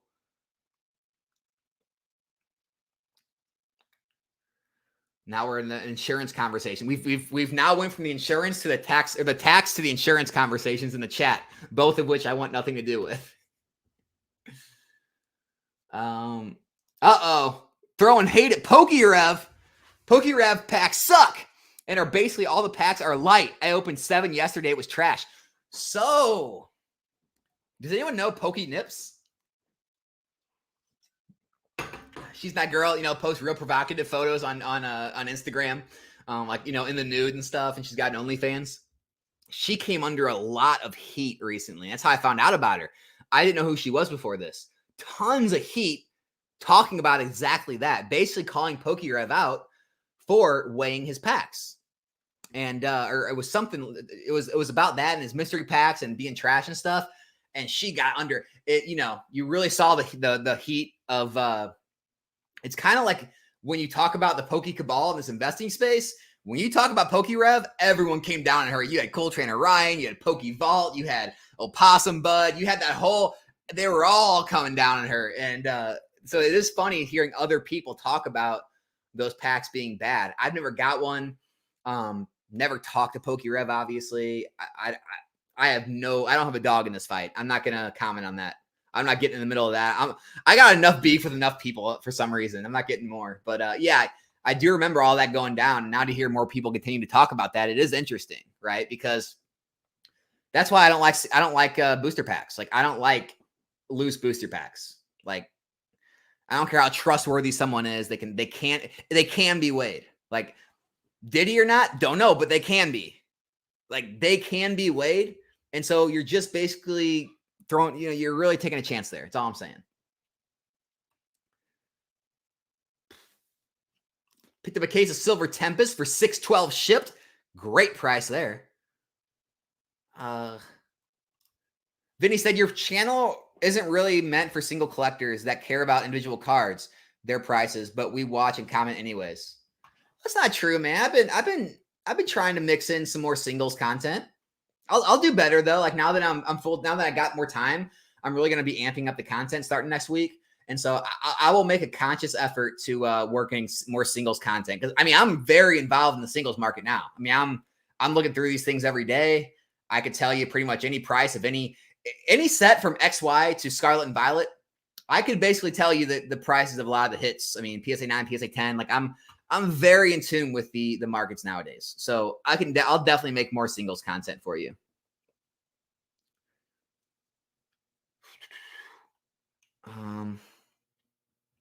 Yeah, I always get asked this. Would you ever show your current investment collection? Yeah, I can show that, but I just don't. Everyone wants to see like this fancy collection. I don't have it. I do not have this fancy collection. My collection is like the majority of everything out in Pokemon is in cardboard boxes. That's like, I mean, obviously I have like, this whole PSA.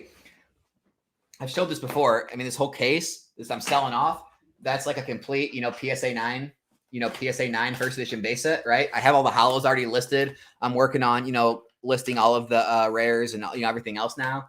And so like that was in my collection / investment for a while. I got a lot of PSA cards in my inventory now. Like I just don't have a lot to show. You guys pretty much know everything. I talk about the investments I make. I show them in a lot of my videos. My inventory is listed on eBay. Like, well, I guess a lot of it is. And I'm still in the process of listing my inventory as it comes in. But I just don't. Like I said, after I sold out of everything back in 2021, 2020, I just haven't been much of a collector.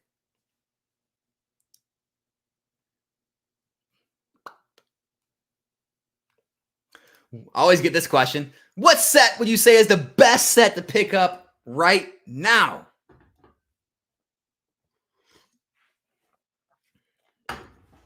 I don't know. I don't know. I really don't. Actually, I do.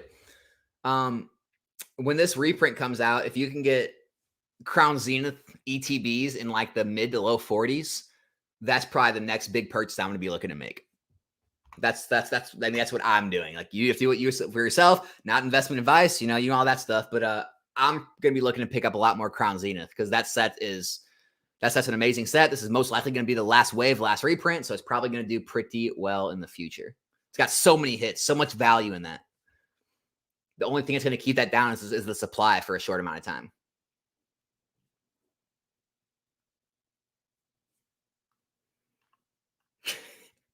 Leaf Green Goblin, I'm not going to bring that comment up on screen. I'm trying to stay out of beef with other people. I think you know what I mean.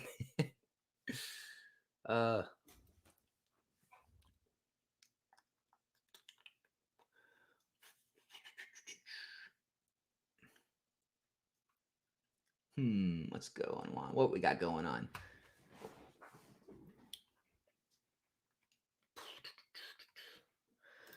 What do you think of the classic collection box? I mean, I've already talked about it. I don't like the product, but then again, I don't like Charizard UPCs either. To me, it's a glorified theme deck, right? It's 3 pre-constructed decks. There's no packs. It's like 3 theme decks thrown into a big fancy box, and now it's cost $400 instead of what do theme decks cost, $10? Like, that's what it feels like to me. There's just nothing special about it. The only thing special about it is it seems to be pretty scarce. So because of that, it'll probably hold its value well. Will it be a good investment? I don't think so, but I could be wrong on this one. I don't know anymore. I never underestimate what the market can do.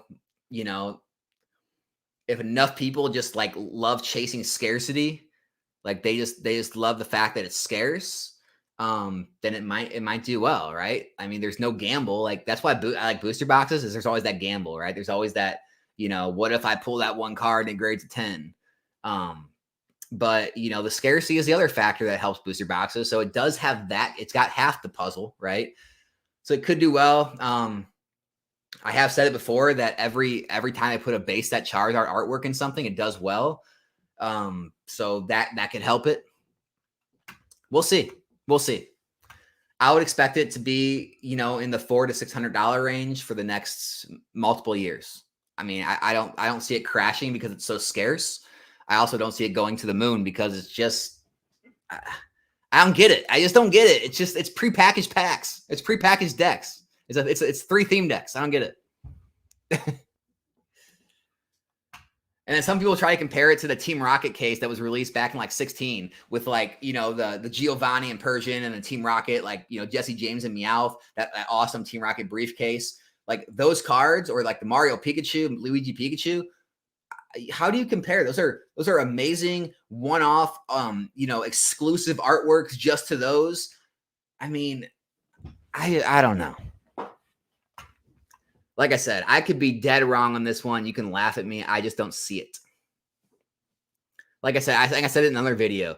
You take your $400 whatever dollar box. All right, you get that, and I'll take like 4 Silver Tempest or 3 Lost Origin booster boxes right now. Maybe even 4 Lost Origin.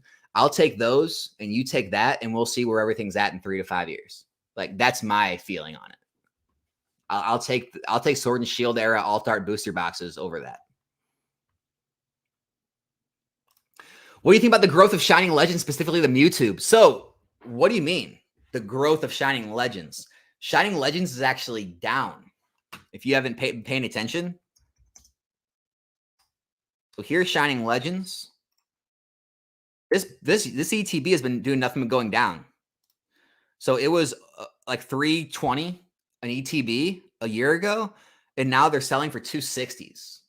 So this is down like, what is that, 20%? So I get the Mewtwo's up. So yes, the Mewtwo seeing significant growth. The PSA 10 was going for like in the 700s at one point. I think the single's even doing well too. Even the single's starting to come back down to earth. But it was just really the Mewtwo. If you look at some of the other cards in the set, like the Rainbow Mewtwo, it's just been, kind of down, really stagnant. If you look at some of the other Shinings, like the Shining Mew, the Shining Mew is kind of the same. And, I had a little pop, but it's back down. So, Shining Legends as a whole was actually performing pretty awful. The Mewtwo is that one, that one off. It's just because that art's so awesome and everyone loves that card. And it is actually pretty difficult to get in a 10, I believe. So the 10 price is really high, which is having people chase the singles. So, but yeah, I mean, guys, Shining Legends is one of my favorite sets of all time. I just like it. But yeah, it's not doing the greatest these days. Could be time to pick up an ETB if you were looking one for your collection. These are the things you look for. Times like this where they downturn, where obviously no more supply of Shining Legends is coming, and it's basically just downturn because it's out of favor right now. Are we catching up yet? Man, I'm still like 20 minutes behind in the chat. I'm trying to catch up to the chat. I know we've been going almost 2 hours. I'm trying to wrap things up here quickly. Maybe another 15 or so minutes. If you guys got any last minute questions, feel free. Feel free to leave them in the chat.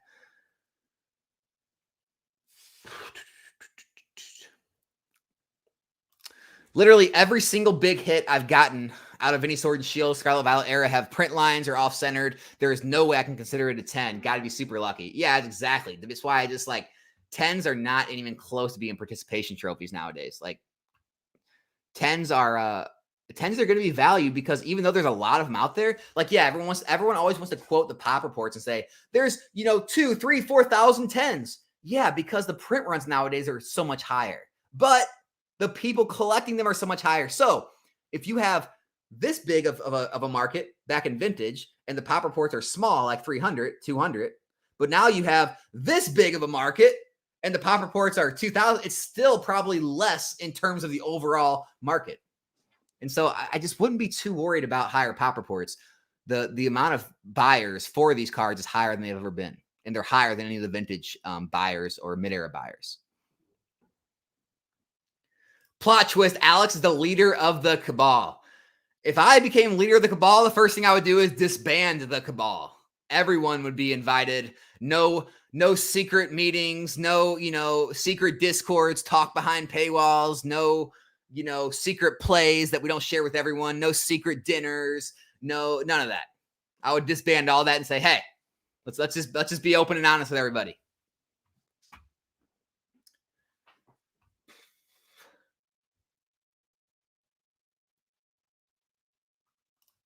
Hey, I appreciate it. I just subscribed. Your content is good. I learned a lot about sealed investing. Hey, I appreciate that. Thanks so much. Thanks for the sub, man. Getting us closer to 7K. OnlyFans. Pokedash said, I don't mind people raising questions. I just don't like the Instagram LOL tagging nudes with the official Pokemon tag that kids see because 12-year-olds are allowed to have Instagram past don't tag it. All right. I mean, that's fair. I don't have kids, so I forget about that stuff a lot. I don't have to. I don't have to worry about that. So it's out of my mind a lot. But I know what you mean. I get it.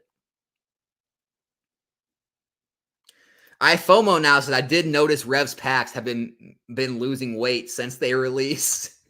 I assume the first pack is always heavy marketing. No, nothing wrong with that.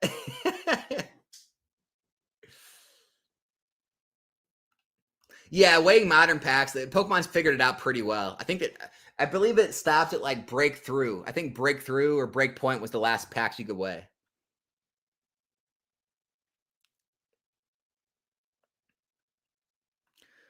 How many ETBs of Crown Zenith does one buy at $32 each?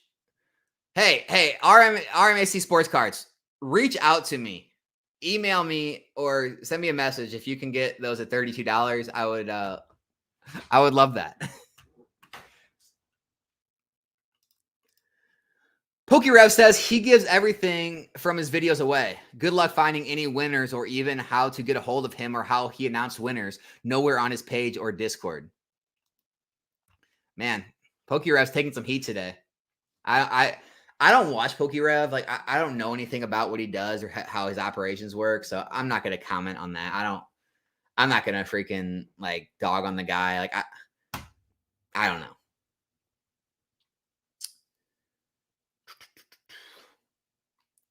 That's why with me, whenever I do giveaways, I like to use those random comment pickers. I do it right on the screen, so you see exactly. You can see it scrolling through all the comments. You see the comment that gets chosen. You can clearly see on the video it's someone.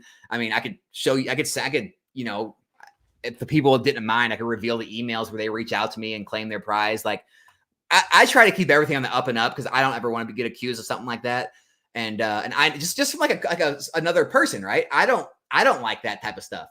When people say they do giveaways, but they don't show the giveaway winners being picked, and it's like they just like release the names, or like I hated that. So I always try to be really transparent about what I do. Same thing with my YouTube channel. I hated how people would like give half truths or false facts, or they would just give opinions. And so I try to back everything I say up with actual legitimate facts anyone can get on and find on public websites. Because it's just like I hated being the person in the dark, always being like, well, that doesn't make sense. Or, well, what about this? What about that? What do the numbers say? What does history say? And so, yeah, I like keeping everything on the up and up. So, yeah, if he's doing that, well, I don't know.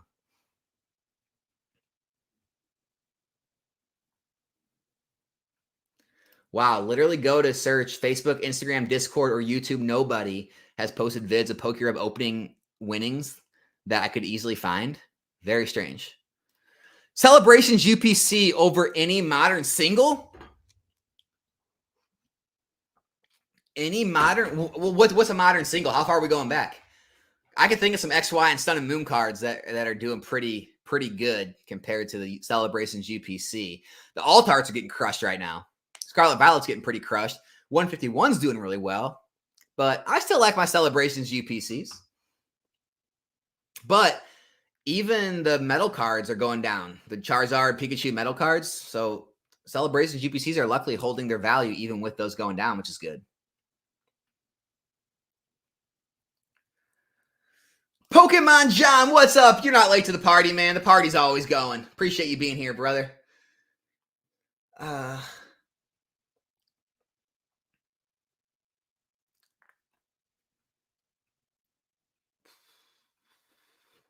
Would you consider to sell a bad performing product at a slight loss if you can make a very good play with that money? Absolutely. I sold Pokemon Go ETBs. Didn't make money on those. I lost money on a lot of them. So yeah, I've sold tons. I mean, tons. I've sold multiple products or cards that were underperforming, and that when I started to look at them again, I kind of didn't have the same feeling or the same hopes for the future in them, and thought that money could be used better elsewhere. And so, yeah, I'll definitely do that sometimes. Appreciate that, Don. Always here supporting, man. Appreciate the love. Alejandro, absolutely, man. Of course I'm for the people.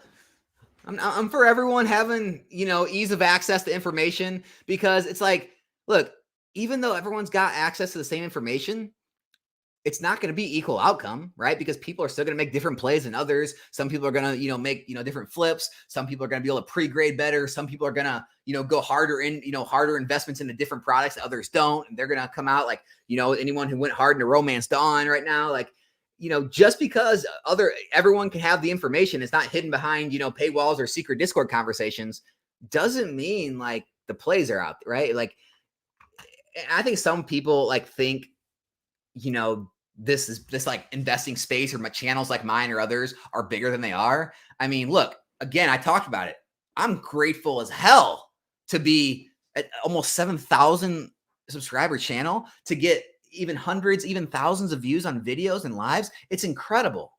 But at the same time, I'm not naive enough to think like I'm having some sort of impact on the broader market or in YouTube in general. And so anything that's discussed on these channels, it's not like ruining plays. It's not ruining like the market. I mean, I think people have a false view of how, of how much influence some of us small level influencers have. That's my take on it. Yeah, a lot of people say you can weigh packs from different sets. Maybe you can, maybe you can't. I don't know. I just know Pokemon, they switched up how they did the code cards back in Breakthrough or Breakpoint, one of those two. And after that, they always did different code cards for the holo and non-holo packs, and that were hit and non-hit packs, and that was supposed to offset the weights. So I think that's when they became at least very hard to weigh. Maybe you can find a way to do it, but they're a lot harder, if not possible at all.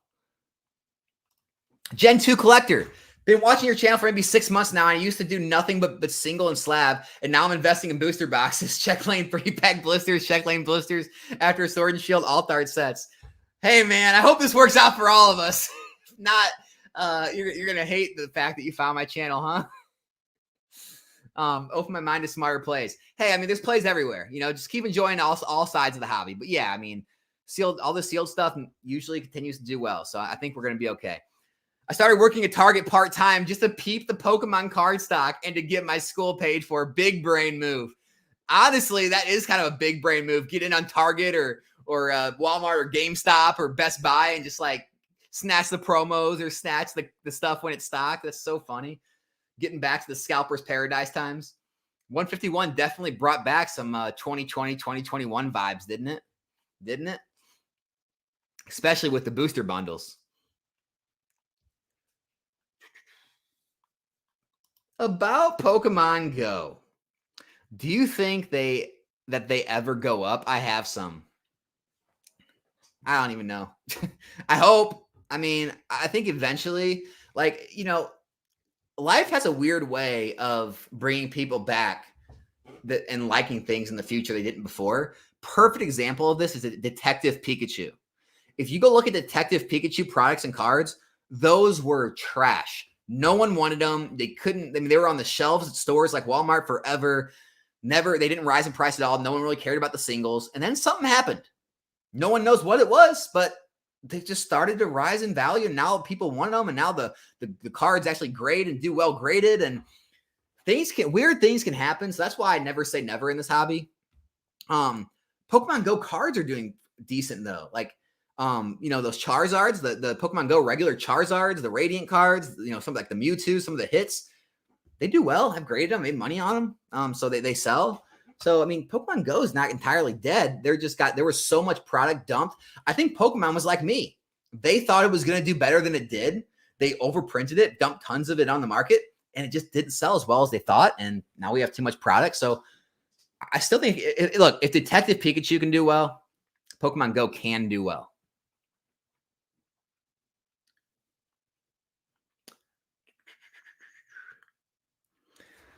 All right, guys, I made it to the end of the entire chat. We finally did it.